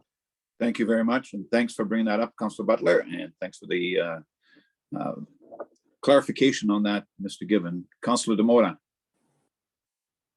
Well, yeah, I just wanted to make a comment after the fact once we voted, and I appreciated the condensed format of this recommendation, and not to put a negative spin on what we've received in the past, but I find that even in the background, just giving a little highlight on the age of the buildings and the infrastructure there, I think was really important without having it be too wordy. So I certainly thought that the condensed kind of information that we had here is pretty handy. And I also appreciate the financial breakdown when it came down to the percentages of the project, even though this is referring to something not to the capital itself. It does get referred to in the financials. So, just for the community understanding the gravity and where the money's coming from, and it's not entirely locally tax based was important information. And I appreciate how that was delivered. So thank you. Thank you for that commentary. Are we done with item 8.1? Thank you very much. At this time, I will call for a break. It is 11:10. We will return at 11:20. Thank you.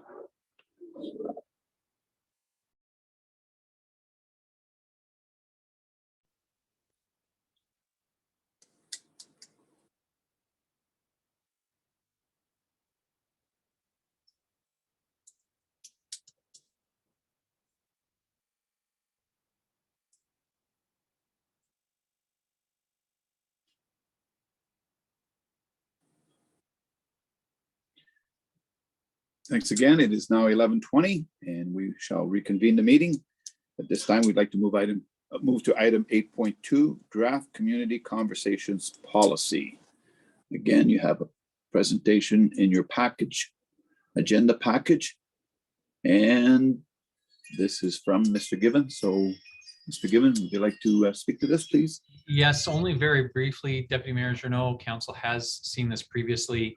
It was previously presented at committee, so I won't go into the details of the policy, but at a high level, the intent on direction from council was to try to get the best of both worlds of capturing what I think the community and council like about community conversations, but formalizing it a bit more so it was more easily understood for all participants, and that the lines of communication back to council were clearer.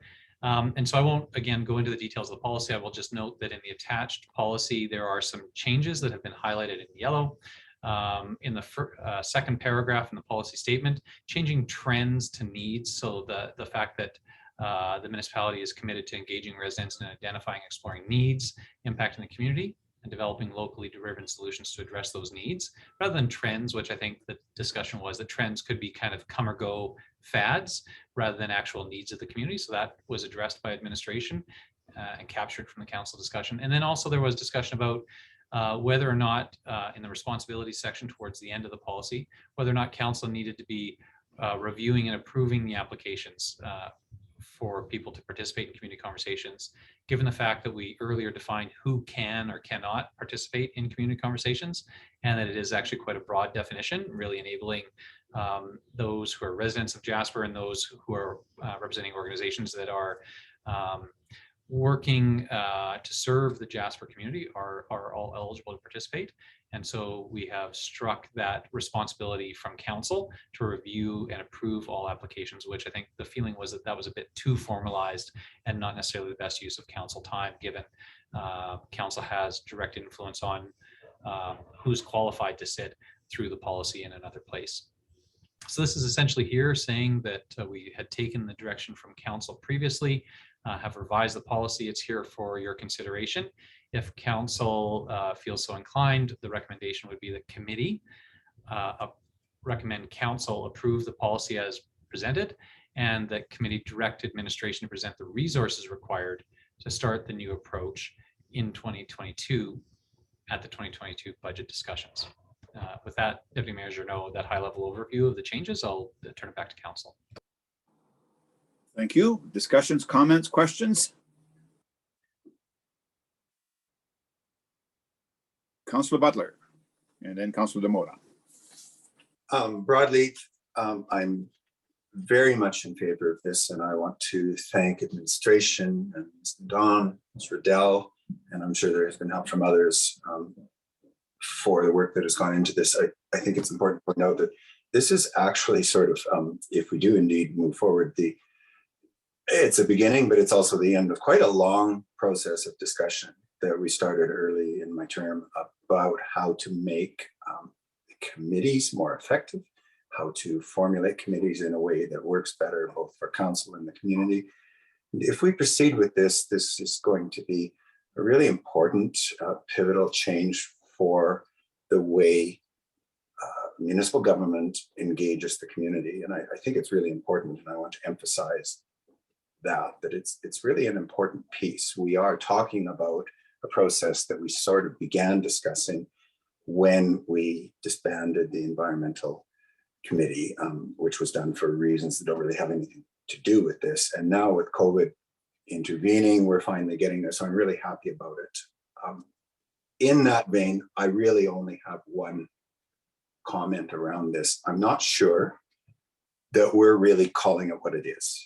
It is that important a piece. It is going to be, I think, a major, maybe the major thoroughfare for community engagement in a couple of specific areas and perhaps others to come. But we don't call it that. To me, it's a new advisory committee policy. And I think that's what we're talking about. And I think we should call it something like that. What we're doing is we're taking an existing community conversations program, which is a fairly limited scope, and really broadening it out to be something more. And I know I mentioned this before, and it would never lead, if this name stays the way it is, it would certainly not lead me to vote against moving forward. But the community conversations policy just seems so darned mushy and vague. So it's my last pitch that we consider calling it something like the Community Advisory Committee policy, because I think that's what it is, and I think that's what we mean, and we mean to use this process to replace the old advisory committees that we had, or committees of more than one type. That being said, I'm very happy with it and strongly in favor of moving it forward. You. Good summation there, Councillor Butler. Councillor Demota, you're next. Well, I want to speak to a number of things, and something came up when Councillor Butler was making a suggestion there. I want to thank Mrs. McNabb for relaying to the Culture and Rec Committee last week on how everything's rolling out. She did a really good job, better than I could, of explaining the process that we're in. So thank you for that. I do have a struggle going forward with that particular group, because we do have a lot of passionate members there that have been appointed, and really want to have a say and have a lot to say in a positive way. Like, there's a lot of constructive conversation there, and now, like, going forward, there's a question of relevancy and actual effectiveness of that group, because we're kind of in limbo in the process now. It's like, are we going to exist in a couple of months? And it's like, so it's kind of a tough thing to go forward, and people are not sure if they want to be wasting their time. Like, well, what's the point of meeting once a month for an hour and a half if we can't really do anything? So I do have a small concern that, well, it's more than a small concern. I have a concern there for the people that have put in their time so far, and then the intentions and aspirations that the new members have as well. So hopefully we can come to something constructive moving forward that'll have some inclusion in that point. Actually, I'll let others speak and get back to Councillor Butler's point after. So thank you for your time. Thanks for that. Mayor Arlen. Thank you, Deputy Mayor Journeau. I hesitate to get into wordsmithing, but here I go. And these are my points, and I could just as easily vote in favor of the recommendation without raising these, but they're just stylistic things mostly, and one, I think, perhaps beyond that. Firstly, in the description of roles, there is a comment about a councillor not speaking on behalf of councillor unless speaking to an action approved by a majority of council members via motion. I just think that's too wordy. I mean, if there is a motion approving something, we don't have to say anything about a majority. It couldn't happen. So I think we could tighten the wording by simply saying, speaking to an action approved by council. There's only one way that council can do that. So we just don't need to be that wordy. And it happens again. The council to community conversations, there's a long phrase about motion approved by a majority of council members at a regular council or committee meeting. If it's been approved, it's been approved. There's a process. I just didn't see the need for that wording. But again, not particularly significant. What I do find to be more problematic, there is a great phrase in the request for a decision talking about reducing ambiguity, which is a wonderful goal. But when we're looking at roles, there is a role for administration, which includes recruiting participants. And recruiting can mean a number of things, but one of the things that it can imply is that you go out and seek particular individuals with particular skills. And I think that is not what we're doing. We're not trying to recruit people to come to these conversations. We are providing an opportunity for people to come. And so I've struggled with a better word, but we are seeking or enabling participants, but we're not recruiting, certainly not in the sense of selecting. So I just leave that open. I would prefer some different wording that does not suggest to anyone that it is our intent to select participants. And finally, if I may, again, I'm prepared to approve in principle, but it seems to me that as important as this initiative is, it will come with a cost. I think we are looking at 7 different community conversations, 9 meetings over a year for 7 different groups. That's 63 meetings. Somebody has to facilitate each of those. I don't know how many qualified facilitators we have in the organization. Someone's going to have to take notes and minutes and get people somewhat prepared and debriefed over all of these meetings. It's a lot of meetings. It's a lot of council time if we have 7 counselors appointed to 7 different community conversations. So there will be a cost, and I recognize that, and it's a given, but sooner rather than later, I would like to know, for example, would it cost us now to host community conversations in one department? Because we're going to do this now, perhaps 7-fold. So I'm just curious about where we stand on that. And I'm quite prepared, as I say, to approve the policy, but knowing that I think there's a financial discussion to come. We have to resource this if we're going to do it. And I think the resourcing will be significant. And finally, I thank Councillor Butler for again raising the question of the name. I know he's done that previously 2 or 3 times, and I have spent time thinking about that as well. I hesitate to use the word advisory committee because, as the report really importantly indicates, this is not a committee. If it was a committee, we would need a bylaw, not a policy. And so if it's not a committee, what is it? It seems to me that it is a focused community engagement policy, or issue focused community engagement policy. And maybe the word facilitated could be in there, but it is, to me, a community engagement policy rather than an advisory committee, because if we call it a committee, I think we have to treat it as a committee, and then we have to have a bylaw. And one of the benefits of approaching it as administration has done is that it is a policy other than a committee.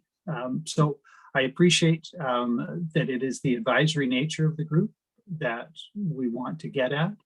I think it's the process, though, of engaging them in this fashion that resonates with me. And so the wording I came up with is that this is a focused community engagement policy. But I leave that open for discussion, and we could change it later. But I am sensitive to Councillor Butler's suggestion that the name perhaps doesn't capture it correctly, community conversations. I agree with that, but I can only offer a poor suggestion, the best that I've come up with. But I appreciate the continuing discussion on that. So thank you, Deputy Mayor Juneau. Thanks for that, Mayor Ireland. Councillor Demora. Well, I completely appreciate where both of you are going. Sorry, Deputy Mayor, through you to the other councillors. You know, I think that the term community conversations is very welcoming. And I think that if we're going to stay in that structure, I would like to use that term for the public to come and engage.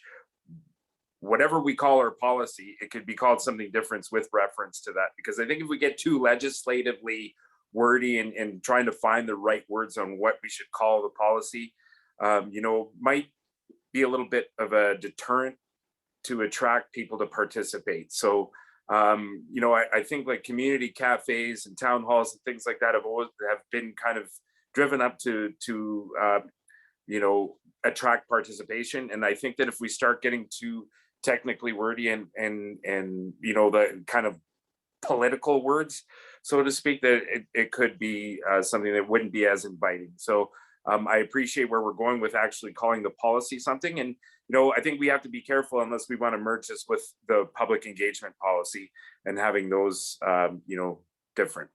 Thank you. Thank you. Councillor Kelleher MP.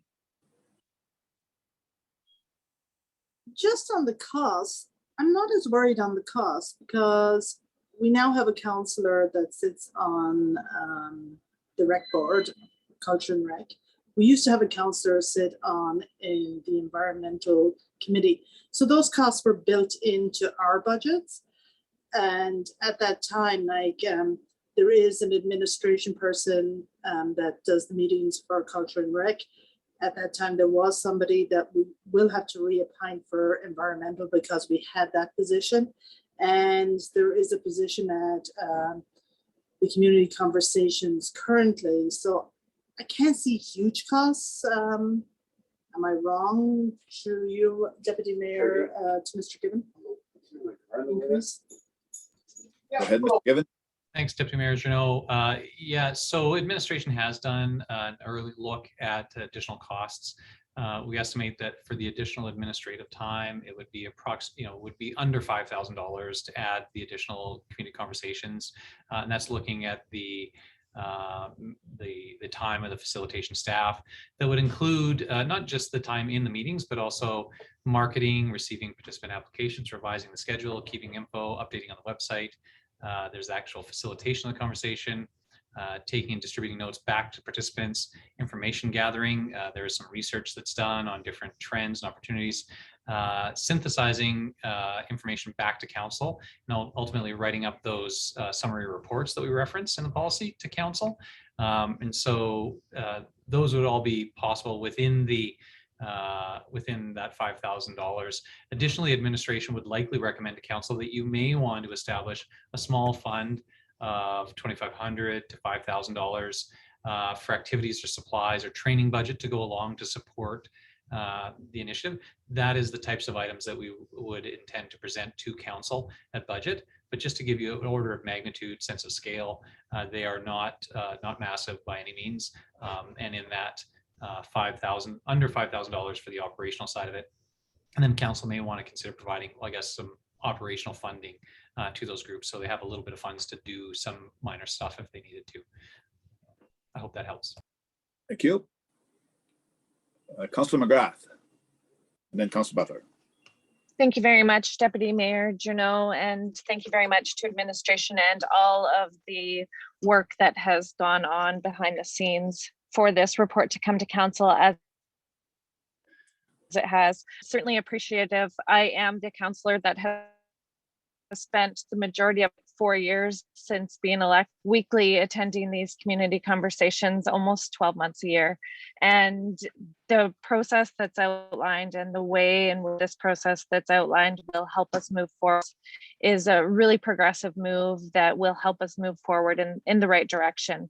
As for the name of the policy, it doesn't matter to me. It's not the important part.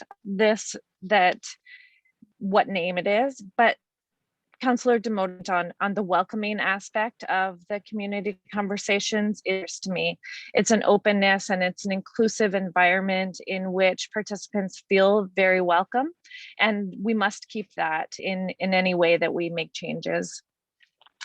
The time spent and the funding, as Councillor Keller-Harampe brought up, is probably not too different from where it has been in the past. As Councillor Keller-Harampe suggested, there's already a councillor attending 4 meetings per month, and there's already a councillor attending Rec and Culture board meetings, and councillors allocated to the Environmental Committee, though it hasn't actually been meeting. I'd also like to draw council's attention to the funding where it currently comes from is community development funding, which is not part of municipal funding. So that's external grants that fund community development, most of the work that happens in community development. So there is a really large picture, and I believe that a really wonderful step for the new council to take on in the fall would to have some training and some workshops to more fully understand the funding as it stands in CFF and in relation to the JCTS. As we talk about training opportunities, right now the JCTS, the Jasper Community Team Society, is what allows a lot of the work that gets noticed at community conversations to be facilitated in our community. So when we speak of a need being needed to be met in our community, JCTS as a not-for-profit society offers an opportunity for training to the community large for that said need in the community. So there's huge possibility with the structure, but council as a whole and the new council will begin in the fall, having some dedicated attention to better understanding this relationship with the JC to be very, very helpful. And finally, we spoke to process earlier in our meeting today. We quoted process on the arts and culture request and the recreation request and the way in which it moved forward. This system will allow requests to come through a better process, with it being synthesized and brought forward to council by administration and by the facilitator of the community conversations. This will be much more functional. And Councillor Demoda, I hear your concerns on the Culture and Recreation Board and potentially facing dismantlement.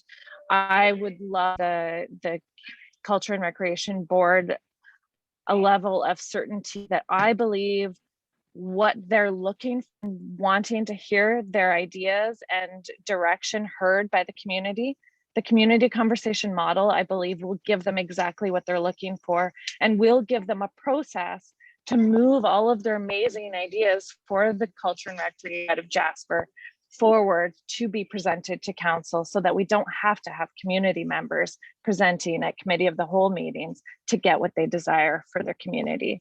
So I believe this is direction. I'm fully in support of what's being presented, and I can't wait to move forward. Thank you for that. I'm going to hold you to that and ask you to make the motion. But before that, I think Councillor Butler, did you have your hand up? And then Councillor Demoda.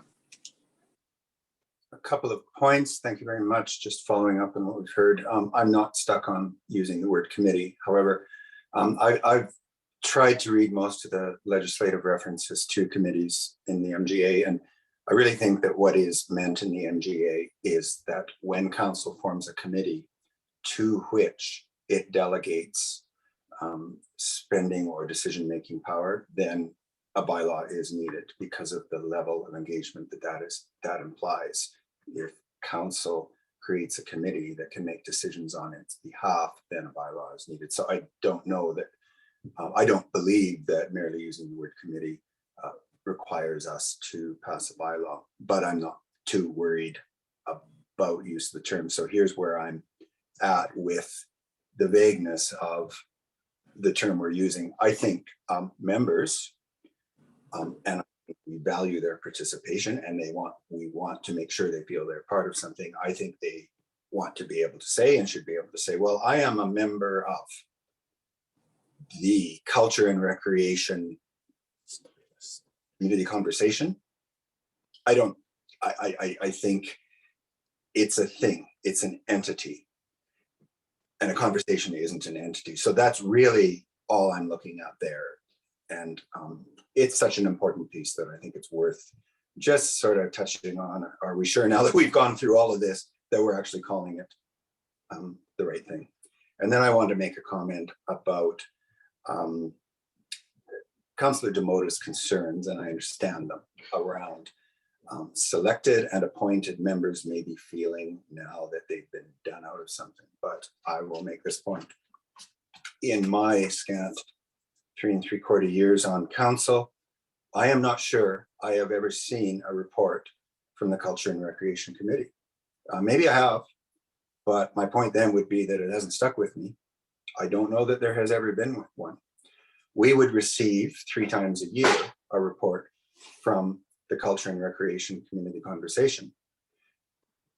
I believe what we're creating is a far better opportunity for interested members to provide input to council than what currently exists. And I think that there are 2 examples that we have seen very recently where, if such a body existed, it would work for us very well. And that is the last 2 presentations that have come to committee, both are which have been about culture and recreation facilities. And as I pointed out in response to this presentation, so where is this presentation coming from? Has it been through any kind of a process to help us understand how to look at the request that is being made? This would be that process.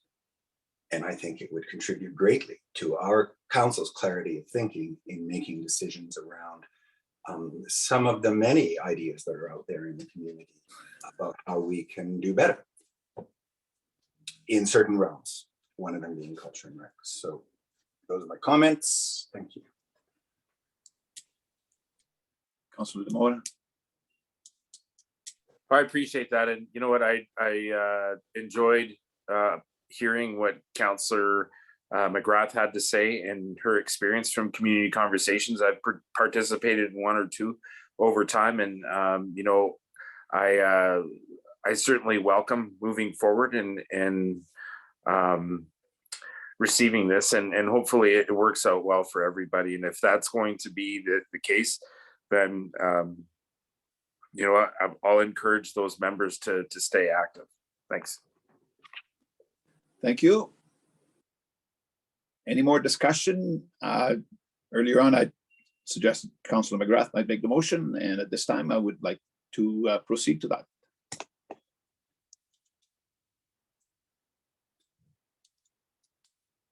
Go ahead, Councillor McGrath.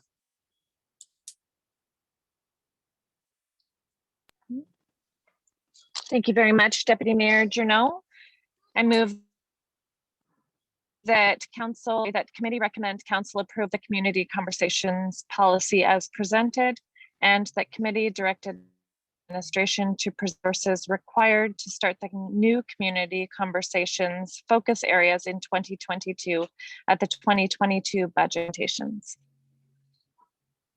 Thank you for that. All clear on the motion. Any debate? Councillor Butler and then Mayor Arlen. Can we go the other way, please? Mayor Arlen, are you prepared to go? Go ahead. Certainly, thank. Just a question, and I apologize to insert this at the time of debate, but I'm curious as to when we might see the procedures for the policy. So typically we approve a policy and the procedures at the same time, but then the procedures are left in the hands of the CAO. If this is going to come back by way of recommendation, is it likely that we will see the procedure document at that time or sometime later? Go ahead, Mr. Gibbon. Sure, Deputy Mayor Journeau. So reminding council that procedures are approved by administration and actually specified by in the policy as a responsibility of the CAO. So council, I certainly would be happy to circulate those to council for council information. I appreciate that you may have some feedback or insight that may be helpful, but we wouldn't be intending to bring them forward for council approval. And at this time, we don't have draft administrative procedures. Really, as you see in the recommendation, administration had been foreseeing that this would likely be for 2022 implementation. And so we haven't drafted up procedures at this time. We really were looking at it saying, given our workload and the current projects that are in place, if we've got until 2022 to have a, prior to 2022, obviously, but if council is looking at implementation of this approach in 2022, then we have some space to be able to develop those administrative procedures. So they wouldn't have expected to have them come forward to next council meeting with the policy. Thank you. Councillor Butler. Thanks very much. I guess I feel like here's a case where our, I guess, the sort of adopted procedure of recommending forward to regular meetings for approval comes apart a little bit. There have been some, I think, good suggestions made as to touch-ups to the language of this policy, but we're about to recommend council approve it as presented. And so now where are we at? Are we open to consideration to a couple of changes as discussed or not? So maybe rather than saying approve it, maybe what we're really doing is saying we're ready for it to come to the next meeting with perhaps some options. And so maybe we're referring it rather than recommending it be approved as presented. Deputy Mayor Journeau, if I may, just to address Councillor Butler's point there, and to give council the opportunity to move forward on this, the report does contain alternatives. Specifically, one of the alternatives is to direct administration to make changes to the draft policy and bring it back to an upcoming committee meeting, or that could be changed if council wanted to make changes and bring it forward as amended to the council meeting. I have heard a bunch of points raised in some discussion, but council hasn't actually made any motions. So this is one of those situations where we've had pretty wide-ranging discussion about the name, about some specific wording, and a bunch of details. And it is challenging for administration to say, council wanted specifically this, or council wanted specifically that, because I've heard individuals on council reference things that could be better or different, but I haven't seen council make a determination. So my process suggestion would be either that council provide direction to administration to take this away and make specific changes that council itemizes, change A, B, C, and F, or that council make those changes and refer the document as amended forward to the regular council meeting next week. We can do it either way. Administration is here to support council, whatever your wish is. We just need your support in making those recommendations clear by providing us clear direction by motion. So thank you for that. Councillor McGrath, you were the mover of the motion. You understand what's happening and where do we go from here? I need clarity here. I need support. Go ahead, Councillor McGrath. Yes, thank you much, Deputy Mayor Journeau. If there are any amendments to the presentation that is desired by any councillor, I would accept a friendly amendment to the changes that you would seek to be changed, and then we could change the motion to approve the community conversations policy as amended instead of as presented. If or the mayor would like to suggest anything that is precise and clear for administration.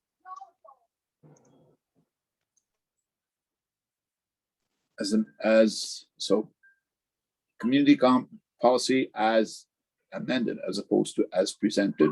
Okay, or is it? I guess my question is I see it as still work in progress here. So if we make one amendment, is that the end of it? Mayor Ireland, thank you. And Councillor Butler. Thank you, Deputy Mayor Journeau.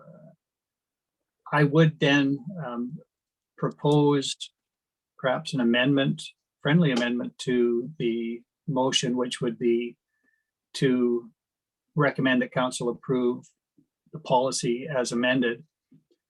The only amendment that concerns me to any great degree is the word recruiting. And so if that, with the consent of council, of course, if that would be that administration is expected to support community conversations by seeking participants, that would be sufficient for me. I just don't like the suggestion of recruiting because it sounds too much like a selection process to me. So, but seeking participants would be fair. And as to the name, wherever that goes, I agree that it might be less than perfectly descriptive, but it is not the essence of the policy. I can let that go. And the other comments I made about the word majority of council and how we come to approval. Again, it's, I think, a bit redundant, but it is not going to the essence of anything, so I will drop that. So that one suggested for an amendment to change recruiting to seeking would be sufficient if Councillor McGrath will accept that. That's a yay, Councillor McGrath. Thank you. Councillor Butler, you had your hand up.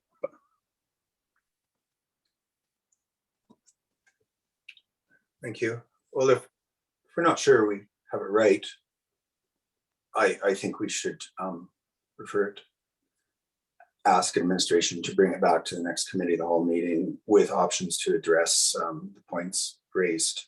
We're not in a rush. I mean, for once, we do have all the time we need for this, and I'm only hesitant because I don't want to speak against Councilor McGrath's motion, but I don't think we're there yet. And on the other hand, I don't want to write policy on the fly. I don't know what anyone else thinks about the name. As I said, I just have that concern that I feel members should feel they're members of a thing. And we haven't named it a thing. So maybe we just have it come back again in 2 weeks. And if we're there, then we'll approve it at the end of this month instead of next week. Mr. Given, we've had a lot of discussions here on this technicalities and changes. Are you satisfied that the comments that are made by the mayor and other councillors that we can rework this and represent it? And is that acceptable to you and acceptable to our mover? The motion that's on the floor that I understood Councillor McGrath accepted the mayor's specific change is what administration would act on. So council, when you're voting on the motion, as I heard it, Councillor McGrath is recommending that this policy go forward to council for consideration of final approval with the amendment as noted by Mayor Ireland to change the word recruiting to seeking participants. And that's all that administration would do. And I just, with respect to all council members' opinions, all of your opinions are valid. But they are most valid when they are confirmed by a majority vote of your colleagues. Administration is not in a position to decide which opinions we should act on or give alternatives or make up alternatives. This is your policy. The words are exactly yours and you should be happy with them, but the you is a collective you. And so if there is a feeling among council that you want, a council member wants a specific thing, and then I think you need to try that out with your colleagues and see if they'll vote for it. I think I'm hearing Councillor McGrath's motion suggest that she wants to see this go forward to council. If you are supportive of that moving forward with these minor changes and that's acceptable to you, then I think you could support that. If you feel that there are additional changes that are very important that need to be made, then I think Councillor McGrath was open to having some additional amendments proposed. But we would like to have those included in the motion, because the product that you would get back if this was referred to an upcoming committee meeting would be the exact same report, only with this one change of seeking that Mayor Ireland identified specifically that was included in the motion. So I don't want to mislead council to think that you'll get some different work product back in a couple of weeks' time. You won't, because this is your policy. Administration isn't going to suggest to you some other different direction in your policy unless you've given us that direction by motion. Councillor Butler, you probably have some comments on this.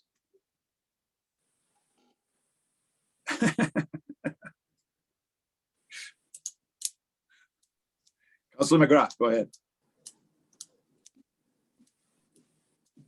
Thank you very much, Deputy Mayor Journeau, and thank you, Mr. Given, for that synthesis of the current situation that we find ourselves in. If there is a desire from all of council, tabling this until we meet on August 24th wouldn't be harmful. This isn't intended to start until the year 2022.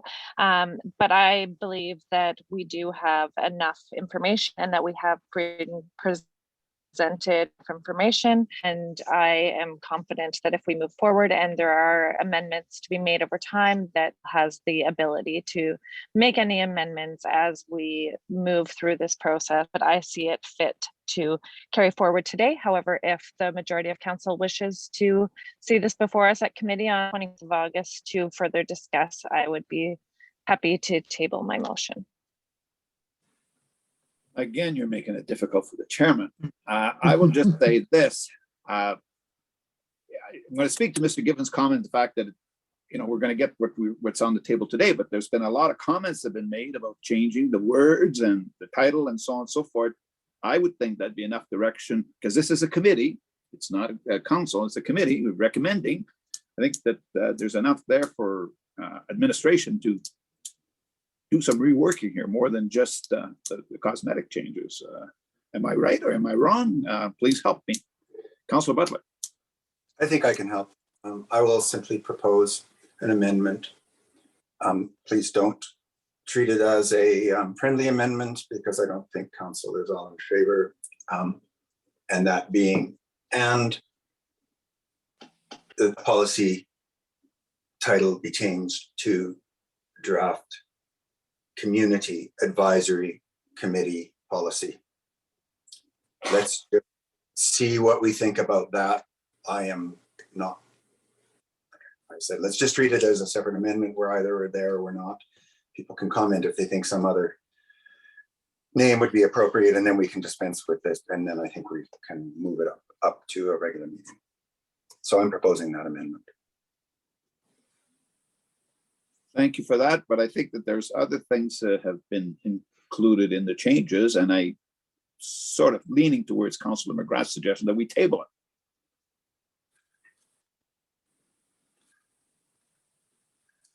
I see Councillor DeModen and Mr. Given. Well, I'm kind of in the same sense as you. It's a committee meeting, so whatever we get, we go ahead with. That still gives us time to make changes along the way if someone comes up with a better idea, or you know, I think tabling it is going to do the same thing as if we well, I guess it would come to council, wouldn't it, if we make a motion today? Right. Okay, I apologize. You know, I think we could spend a little bit more time on this, and you know, I don't feel like I'm rushed, but I think that there are some opportunities to make it better, and get council to absorb it a little more. Thank you. So I'm in favor with tabling it. I think, thank you, Councillor McGrath, but I think Mr. Given had some comments before. Yes, I just want to clarify, Mr. Chair. I'm not sure that I heard Councillor McGrath suggest tabling. I think her motion is very specific, that committee recommend council next week approve the policy with the amendment that she accepted from Mayor Ireland. So that's Councillor McGrath's motion. And that motion can stand on its own. Councillor Butler has proposed another motion, an amending motion, which should be voted on first before the main motion. Councillor Butler's amending motion is to change the title of the policy from Community Conversations Policy, and Councillor Butler, I just want to make sure, maybe with a head nod, that I heard this correctly, to Community Advisory Committees Policy. And so I think Councillor Butler has requested for his amending motion to be voted on, and whether and if it's successful, then it would be incorporated into the main motion, which you'd call for a vote on Councillor McGrath's main motion. If it fails, then you'd be back to Councillor McGrath's main motion. So you have the motion that Councillor McGrath has made, to recommend it forward to council. And then you have an amending motion that has now come in. We have to deal with the amending motion from Councillor Butler first. And once that's dealt with by a vote, then we're back to the main motion from Councillor McGrath. Well, we are in the early stages. This is a draft. I don't think that we need to go for amendments and so on and so forth. I still just like to take the suggestion that Councillor McGrath made, table it and redo. Thank you. Councillor McGrath. Thank you very much, Deputy Mayor. With the motion that is on the table for amending the motion to draft Community Advisory Committee, Councillor Butler, this question is for you. Would you see that be the title of the policy, but then still be inclined to call the community conversations? More or less, I can agree to whatever the policy name is that makes council happy as a whole, as long as the intention of the community conversations remains as welcoming and inclusive as it is. And therefore, I like the name Community Conversations because they feel very open and welcoming. So that means you're speaking in support of Councillor Butler's motion? No, my question is for Councillor Butler. Is the name change specific to the policy and therefore wouldn't change the actual meeting's name? I think what it changes is the name of the policy, and it would change what we call the group. That's all. I am not in any way attempting to change any of the procedures or any other content, or nor the way meetings are run, nor access to them, nor anything else. Honestly, I think this is really going on. I'm trying to streamline it because it's just that I don't have any sense from the rest of council whether, if I'm the only one that thinks the name should be changed, and it's clear that administration doesn't really think the name should be changed because the suggestion was proffered and they got provided any options there, and I understand that. I respect that. So I don't even know where council sits on this. Let's decide if we like the name as it is or not. If we like the name as it is, let's move on.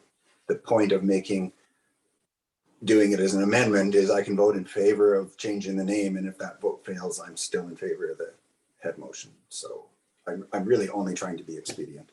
Well, thank you for that. Much. I'd like to suggest we change it. Let's vote on that.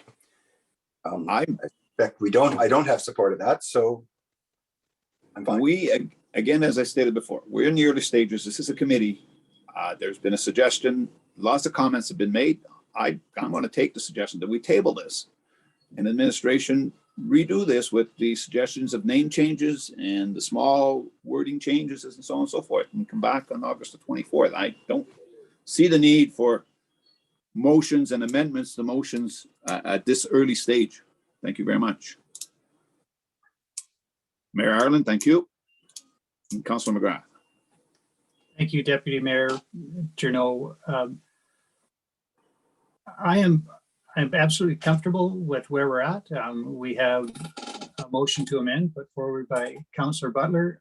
I have the same question as Councillor McGrath, and I do understand that Councillor Butler doesn't intend to change the process, just the name.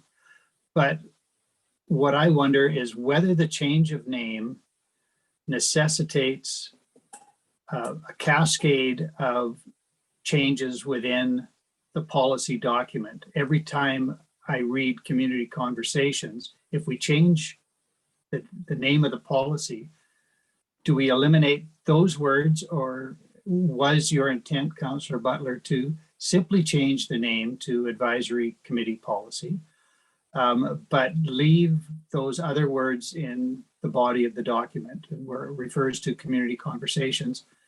That remains. And I just, I would like some clarity. It may not make a difference at the end on how I vote, but that is important. And then finally, while I have the floor, and I'll just say this once, that this is simply a recommendation to go forward to council for approval. When it gets to council, how anybody votes today doesn't matter anymore. All this does is get us to That's right. making a decision. And so if we want to change the name or any other aspect a week from now, we can still do that despite the recommendation. So we're not precluded from continuing this discussion. But my real question is the same as Councillor McGrath's. Does the intent of the motion to amend necessitate changes to the document itself?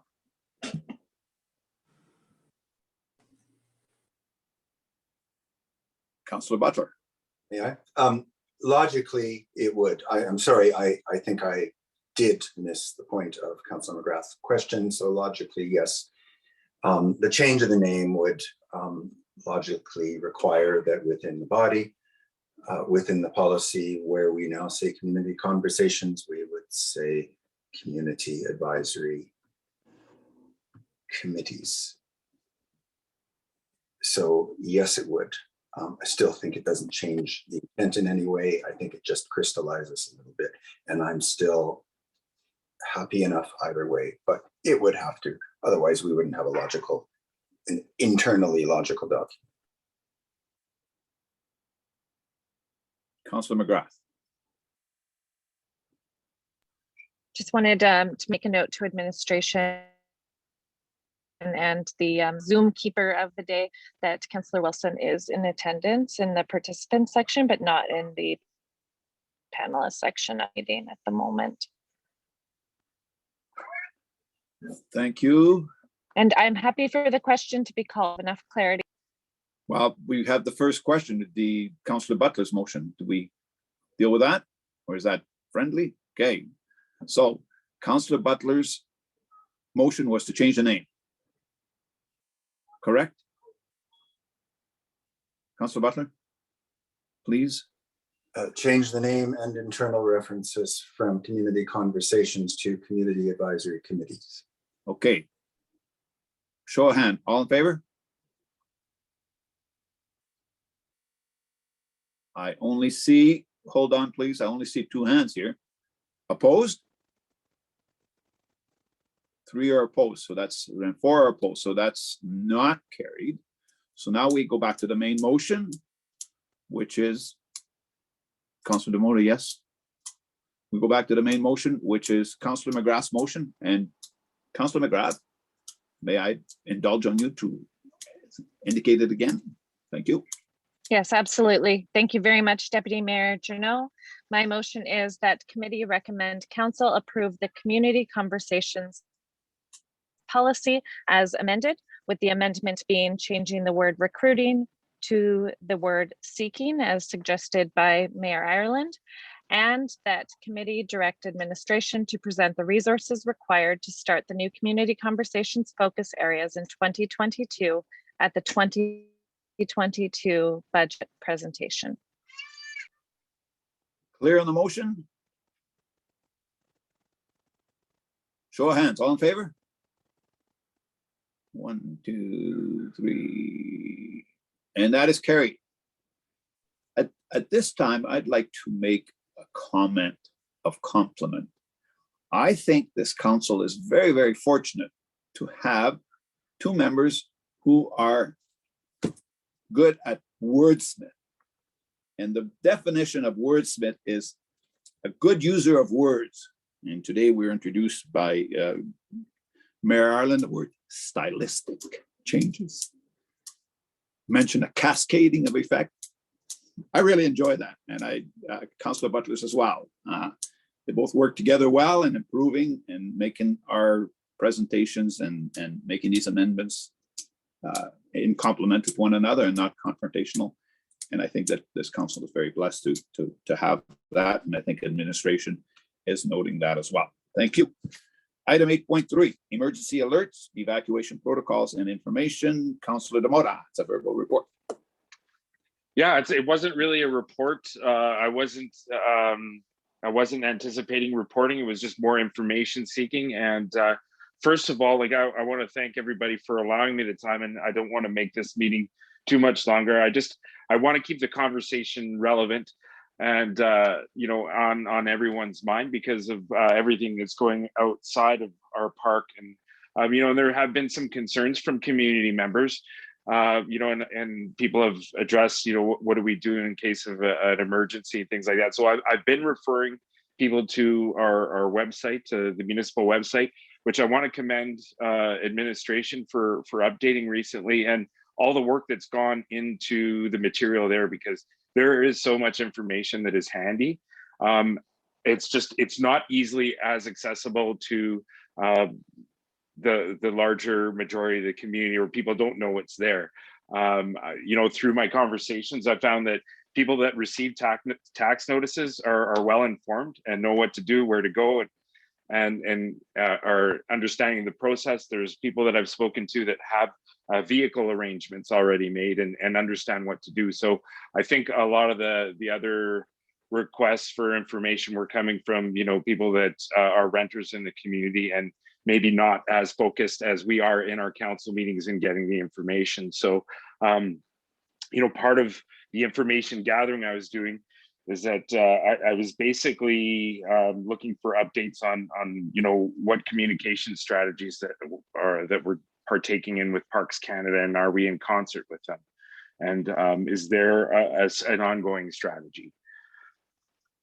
I think that through you, Mr. Journeau, Councillor Journeau, Deputy Mayor, to Mr. Given, maybe. Thanks. Ms. Nadon. Yeah, absolutely. Thanks, Deputy Mayor Journeau. I will refer that to Ms. Nadon as the Director of Protective and Legislative Services, and also obviously, as Council knows, very involved in communications. Christine. Good morning, everyone. Deputy Mayor General through to Councillor Demota. Thank you for the question, and thank you for the opportunity to showcase this information in a public setting that can hopefully draw a bit more attention to it. Since I believe it was 2018 when the effect of the pine beetle became quite obvious in our town and the forest around Jasper turning red, we've certainly upped our efforts in terms of emergency communications, and the bulk of the information we are still using today was developed and revamped at that time. And I appreciate the comments you made around Jasper residents that have been here for a time. Our wildfire risk is part of living in our community. We are surrounded by a giant forest, and therefore that is our highest risk. And but to the seasonal workers who may come into town, or people that are new to the community, how do they find out and access that information is always a bit of a challenge. And so annually we use Emergency Preparedness Week, which is the first week in May, to put out that information. And it's the beginning of the hazardous season. It could be for floods or for other events in other jurisdictions. So we always use that as a bit of a promotional event, and have social media campaigns and newspaper ads and videos. This year were quite heavily used, and we're featuring some staff that are explaining what the procedures are. And then you probably also remember that we did Fire Smart Day this year. So that was right before Emergency Preparedness Week, and trying to engage residents in fire smarting their own residences and going a bit further with that information. So not solely to provide public information, but to encourage people to look after their own properties, or even their apartments, their decks, and things like that. So as with that introduction, in a nutshell, the information for people to really focus on is, well, first to visit our website and get their hands on a copy of the Jasper Evacuation Guide, which is still our main document and outlines everything you need to know to get ready for an emergency in our community. And I'm pleased to say that this year we've translated the guide in French, Spanish, and Tagalog. And that was done through the help of Mrs. Riddell's department, so community development, obtained some funding and facilitated that. So these are not available in print, but they are available on our website, and they were quite well received by our community members. And then the English version, of course, is still available, and paper copies of that are also available at municipal facilities, including the activity center and the library being a central spot where we issue quite a bit of those, and also the Community Outreach Services Office. So that information is there for residents, and just the highlights of it really being that signing up for emergency alerts is probably the most important part. So how will you find out if there's something going on? We have our own emergency alert system, so you can go to our website, jasper-alberta.com/notify-me is the quick and short link, and you can register for all kinds of updates, but emergency updates being one of them. And then the Alberta Emergency Alert app is the provincial system that we use, and administratively, when we activate one of those, there are 2 levels of alerts, and the most important one actually breaks through media broadcasts. So that is radio, television. So for those people that are not able to sign up for those alerts, if they don't use a computer or a phone, in the event of an evacuation, so an evacuation order, the message would cut through radio channels and TV stations in the affected area. So signing up for those notifications is probably the most important item. And I would say hand in hand with that, understanding the difference between an evacuation alert, which says there's something going on, you should prepare to evacuate. You don't have to leave right away. If you are concerned about your own ability to evacuate and leave your home, you are encouraged to voluntarily leave the community if you can do so and are prepared to do so. So alert shows up in yellow, as in it's an important information update, but we are not mandating an evacuation yet. And then an evacuation order is when we will be enforcing that you have to leave your house and it is the danger is imminent and you must leave now sort of situation. So those are the 2 types of alerts that we would provide. And more directly to your question, Councillor Demota, we are heavily coordinated with Parks Canada, both on the level of the emergency management itself. So the first responders being coordinated, working together to ensure that things are running smoothly, but also on the communications front. And so we are closely tied to the Parks Canada team. And what you could expect is one alert would come out on behalf of both organizations. So conflicting messaging or messaging being issued at different times is something that we've considered quite extensively and are now very well connected. Like I said, since that about 2018 was when the pine beetles were very noticeable in town. We did all that work back then and have been maintaining those relationships since. So how you'll find out, so staying informed, registering for those emergency alerts, understanding the difference between an evacuation alert and an evacuation order. And then everything else goes back to planning and being proactive. Everyone has a role to play in their own preparedness. I am quoting Mr. Van Tighem on that one. That is the message he kept sending out there, is that people really need to make a plan. So if we were to evacuate, where would you go? How would you track down your family?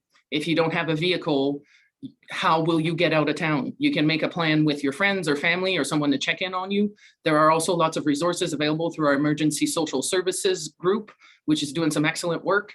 And so if you don't have a vehicle, identifying what the assembly point that is closest to your residence would be and looking for that information in our notifications around evacuations would be the thing to do. ESS, Emergency Social Services, also launched Vulnerable Persons Registry this year, which is a voluntary system for people who may need assistance to evacuate to register with the CFS office. So we have access to that information, which would also be accessible by first responders in the event of an emergency. So a bit more formalized system there for those who might need assistance to get out of their homes. So of course, we encourage people to make their own plans, but we also understand that that might not be possible for everyone. So yeah, making a plan, working on it with your family, communicating with your family where it is, where would you go, contact information, medical records, all that kind of stuff. And getting a kit is the other part. And I would say the biggest part of the kit is probably to keep gas in your vehicle. So if we have to evacuate at the last minute, making sure you have enough gas so you can get to the next community is, and further, ideally, depending what's happening. But so part of your kit, making sure your vehicles are ready to go. And then all that information is on our website and in the guide. And that's where provincial and federal resources also provide similar content. Ours is just a bit more localized. Water, emergency food, change of clothes for your family. If you have a pet, having a plan for your pet and supplies for your pet in your kit being an important one. If you really want to be prepared, having a kit in your home and having a kit in your vehicle is also a good idea, because you never know, if you work out of town, for example, you may not be able to return to your home before you're asked to evacuate. So if you work in the outlying area and your children are in school or at daycare, can someone else pick them up? Are the guardians or teachers aware of that plan? Familiarizing yourself with the plan. Each school has an emergency plan of their own. So there's a lot of homework that we should all be doing and taking responsibility for as residents. And that's really the best we can do to support our first responders, because the more autonomous and independent and prepared residents can be, the more it'll allow those first responders to focus on the response and helping out those people who truly need the help. Yeah, so we have ongoing newspaper ads and different things going on. Like I said, in the spring is where we really focus on that type of information, but of course it's available year round. And I have a list of the ads and the things that we did in the social media posts, but I don't think I need to go into that detail necessarily, but I'm happy to take any questions or clarify any other information that I may have missed. Thank you. Thank you, Ms. Nadon. I think it's timely to have these things brought up in public to review them and discuss them. So we will begin with Councilor Demora. Yeah, well, I think you answered every single question I had and more so. And I think having that, you know, at this level of discussion, I think is really helpful for the community. Anybody that watches this today and down in the future, it'll be helpful. I'm not going to give direction here. I'm just going to ask questions for opportunities, you know, that may have been brought up by community members and others. You know, I think we did such a good job at communicating our masking bylaw and other things like that. And I don't expect people to go out in the street and hand things out to different businesses, but I'm wondering if we have an opportunity in the future to maybe next May as part of the campaign to get something as far as the muster points or the meeting zones with the different zones in like a utility notice or something like that, so that businesses can post that in their staff areas. So you know, it'll be hard to get to people that are in apartment areas, right? Like let's say Cavell and other areas to really let them know where they're going, because there's more people there that don't have vehicle access that would need help with transportation out of town if needed. So I don't know if we have an opportunity there to get the employers at least to communicate to their staff a little more on that level. And then just on our digital mediums, media, where, you know, is there an ability on our website to pin, you know, that information that you just spoke of at a higher level, so it's just not always the council meeting thing that's at the top? And then same thing with our Facebook post, because if you look for it, you really have to drill down. And I'm just wondering if there's a way to pin that. And I'm not giving direction. I'm just saying, are there missed opportunities or opportunities available to us that we could just keep it a little bit higher at the forefront and make it easier for people to look in case we start getting alerts or, you know, we have pending dangers coming towards the community? Thank you. Thank you, Ms. Nadon. Thank you, Deputy Mayor Journo, through the Councilor Demota. Thanks for that input and feedback. We're always happy to hear how people are accessing the information or not, and how we could improve it. And so certainly, like I said earlier in the spring was the focus, and it's ongoing through the fire season. We do have our emergency preparedness link that's in one of our quick links on the homepage, and it is kept there, but we can certainly look at in our news flashes. Latest news is probably where most people look first, and keeping that current and up there. We are working quite closely with Mrs. Waxer's department and their functions, and I think reaching out to employers and ensuring that to reach the seasonal workers, and that's where it really gets into the emergency social services. The people element of it is clearly where that information needs to go, and they have quite good relationships with all the HR departments for the large employers in town. So utilizing those connections and ensuring that we don't duplicate the work is part of the work we're doing. And as you can appreciate, there are several topics of current interest.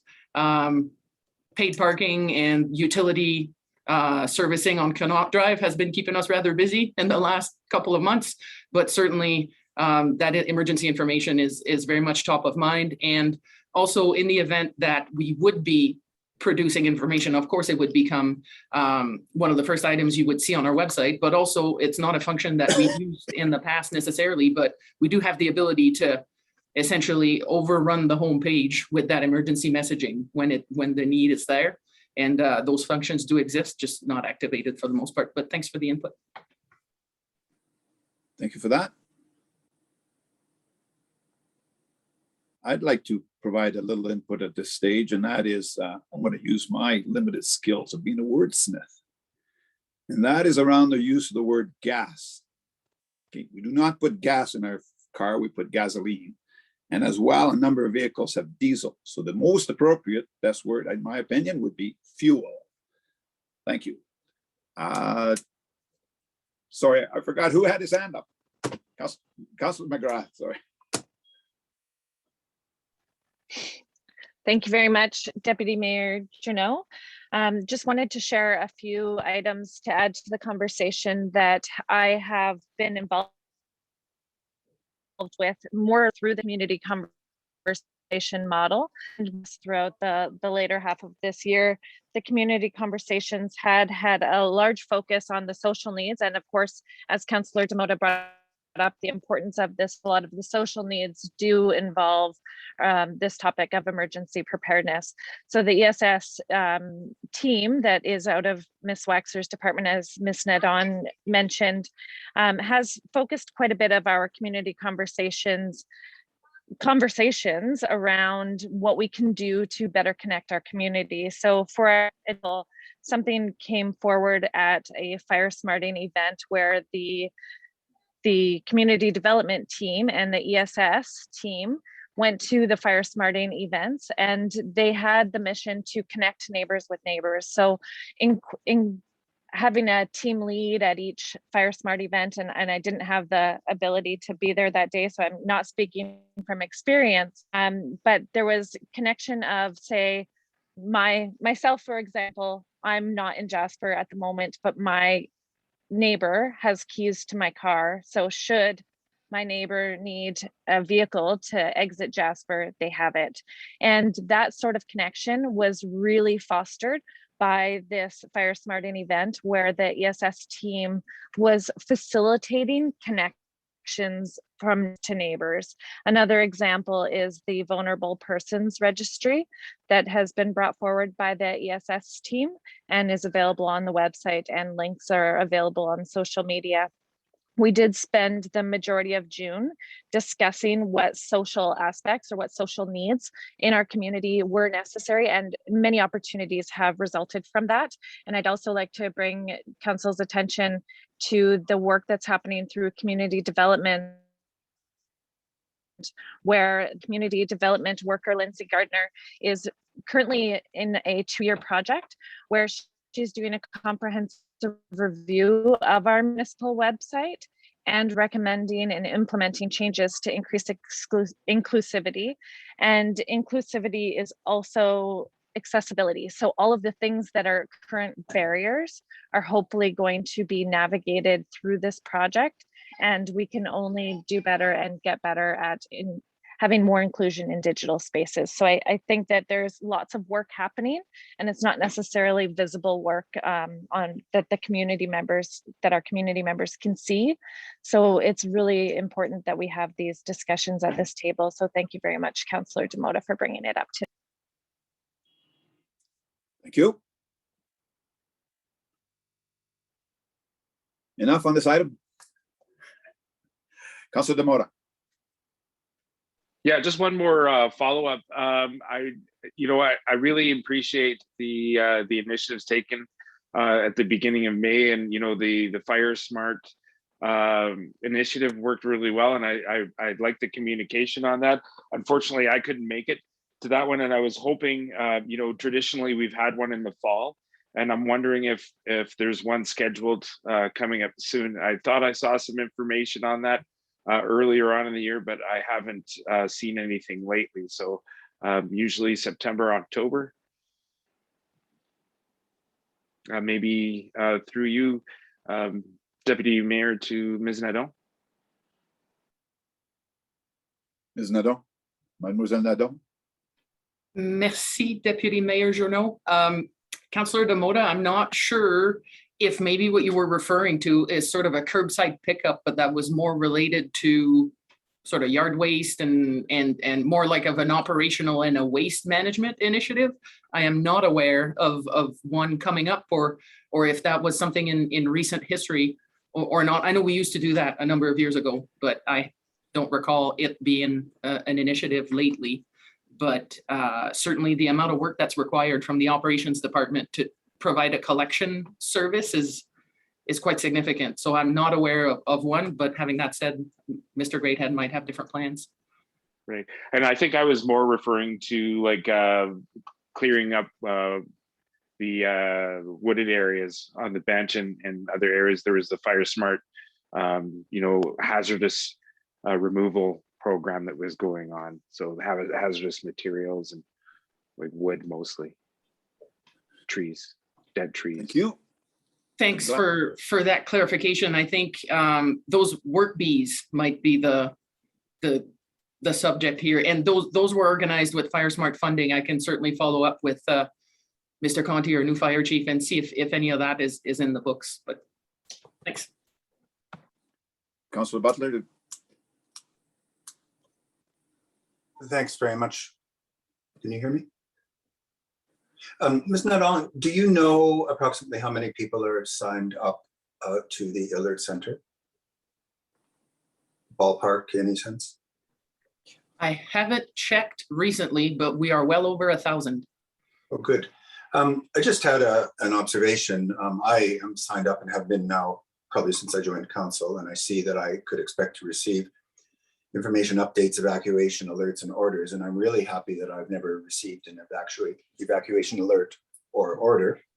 But I wondered if it wouldn't be wise to, on occasion, I know we don't want to overuse a system like this, but I don't know that there's ever been an information update. And you just gave us a lot of information, but of course it will be obtained by people who watch this meeting.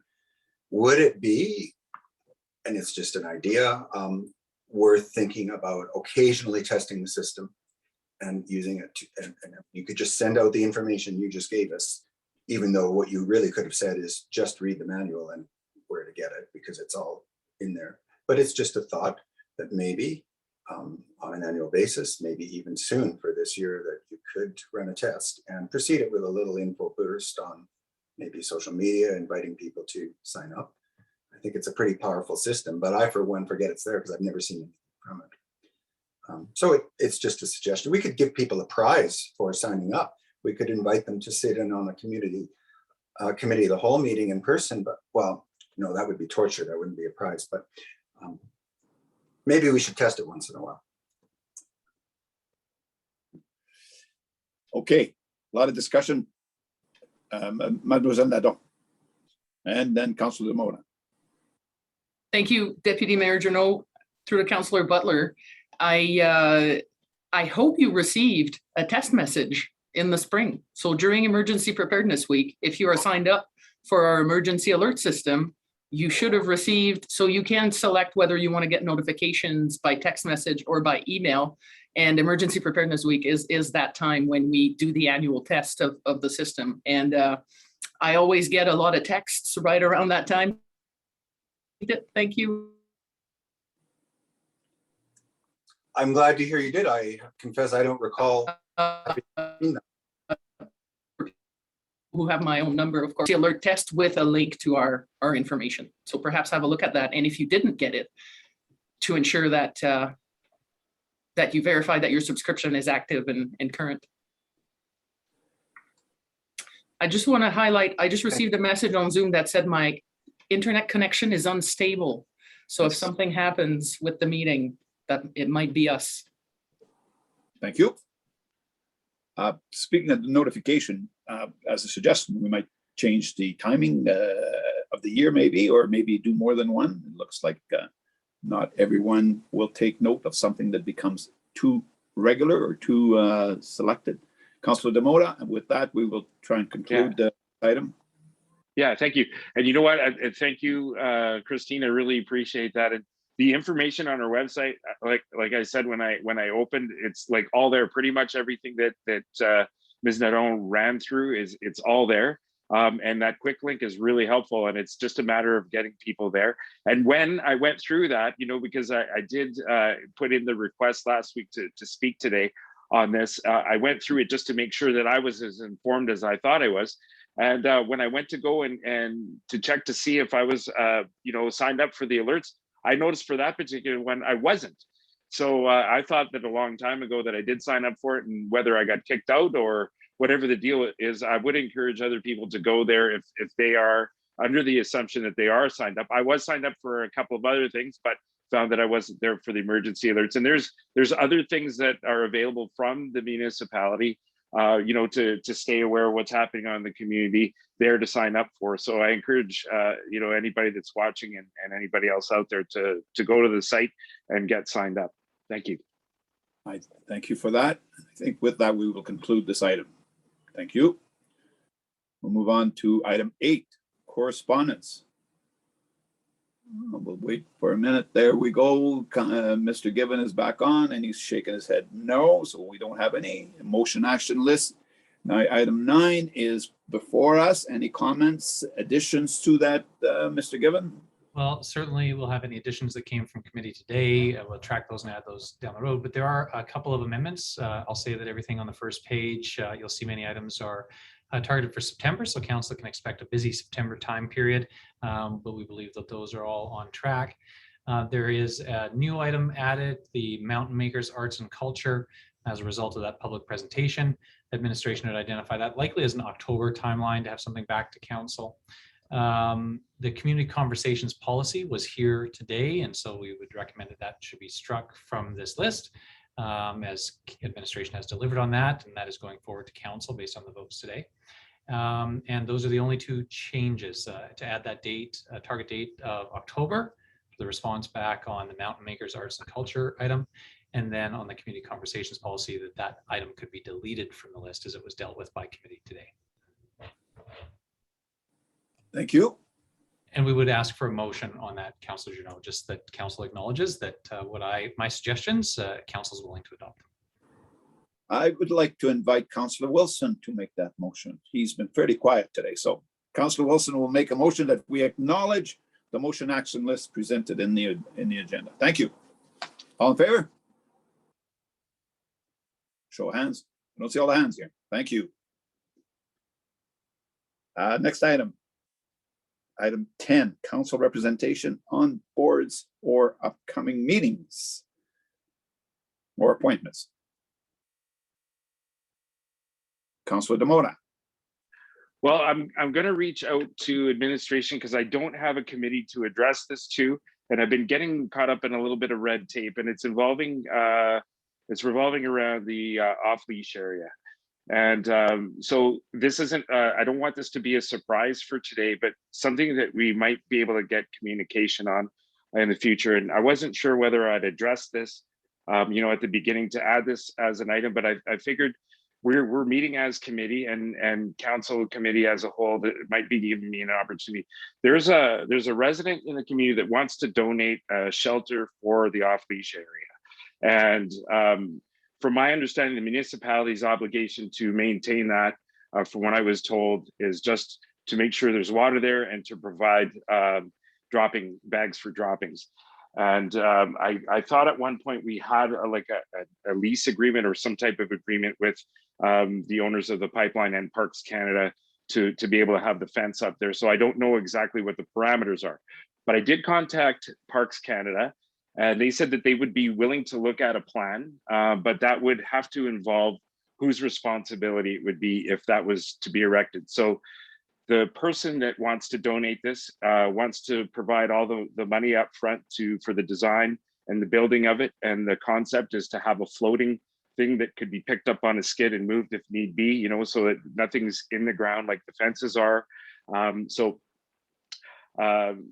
Not to make anything too concrete today. I just want to see if there's any way that we can intercommunicate, that we can get something to Parks Canada so they can look at and then talk about the responsibility of the upkeep and all that, just so that, because this person really wants this to happen and it seems a lot more complicated to get it done than it should be. And if it's something that we just can't do, then, we should find out. So if I can, I don't know where to go from here. So I'm bringing it up to council as committee of the whole to strike a further conversation, because I'm not sure how to direct administration. I've tried.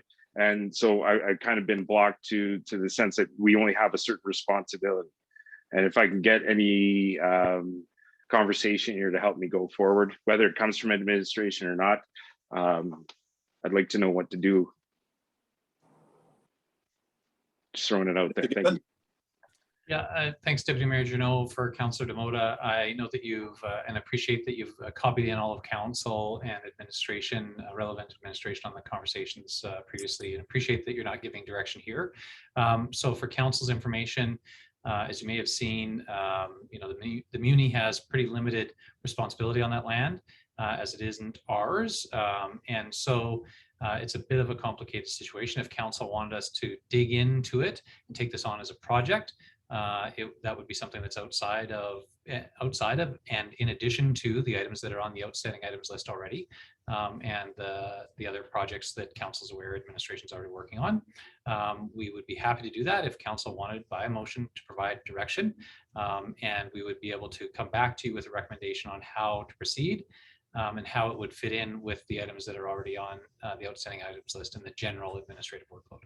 But it really is a situation where administration can follow up on any project that council directs us to take on, and it's up to council to decide to consider the projects that are already there, and we're trying to be as best as possible, as transparent as possible as council about sort of what the administrative workload is through that motion action list, and we're happy to respond to anything that council gives us direction on.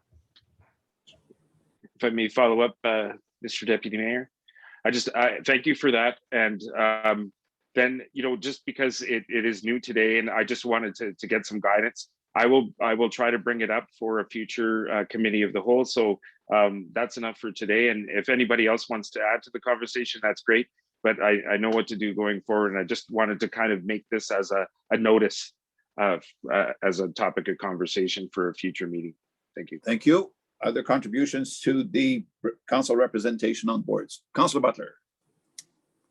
Well, thank you. This is actually just a response to what Councillor Demota pointed out or raised. And what I'd like to point out is that the problem we have, as I think Mr. Given was trying to say, is I am aware of the residents' wish to do this. And I appreciate it, and it's a great idea. The problem is we have absolutely no jurisdiction there. We don't even have anything to do, or don't have any jurisdiction if somebody wants to put up a garden shed within the town boundary, never mind outside of the town boundary. We just have no jurisdiction there. So I don't know what role we could have to play. We don't have land use planning and development authority, which is the authority for anything, which contains the authority for anything that gets built. And the land isn't inside the town boundary. So I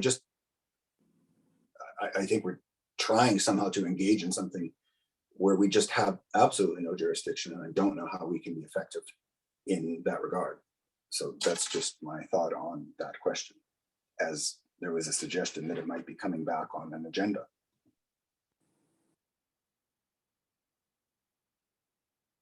Thank you. Councillor Demota. I guess the concept is like the municipality, we had this agreement because we moved our off-leash area from inside the town site to just outside the town site within our municipal boundary. I believe, or maybe it's outside. Forgive me if I'm wrong, but anyway, we have one there. We provided the fence, we're providing water. So I know that we're not responsible for everything inside the fence, but if there is going to be a proposal to Parks Canada, I've been made aware that they don't want to assume responsibility for the upkeep of something that's donated, I guess, to the municipality for residents to use. So that's what I'm just trying to work through, that red tape, so that we can get something nice that somebody wants to donate for the users of that area. So it's just a matter of like, I don't want to, say that our hands are tied. If we could point people in the right direction, or maybe help this initiative, I think it's good. Like if somebody wants to donate the materials and the costs of building, I think it might be a good idea. If the rest of council doesn't think so, then that's fine. Maybe it doesn't have to involve us. And if this person could just go through the right channels, it's just, I'm getting blocked. That person was getting blocked. So somebody's coming forward looking for something nice to do. We should at least point them in the right direction. Well, I think we have, the discussion here has done that, and that they have to refer it to Parks Canada. It's outside our boundary, so I think that's where it should be. And it has to be remembered, that has to be very, very movable and temporary in nature, and not a building. I would assume it's just a shell to provide cover. But that again, Councillor Butler, do you have something to add? Well, I just wanted to say, thanks very much. Say, yeah, that's a little more clear. I see if there is a question of an improvement, even if it wouldn't be within the town boundary, that could become part of the municipality's maintenance quota. Well, then it would be, and I certainly don't want to be dissuasive in any way toward what is for sure a good idea. So I appreciate it.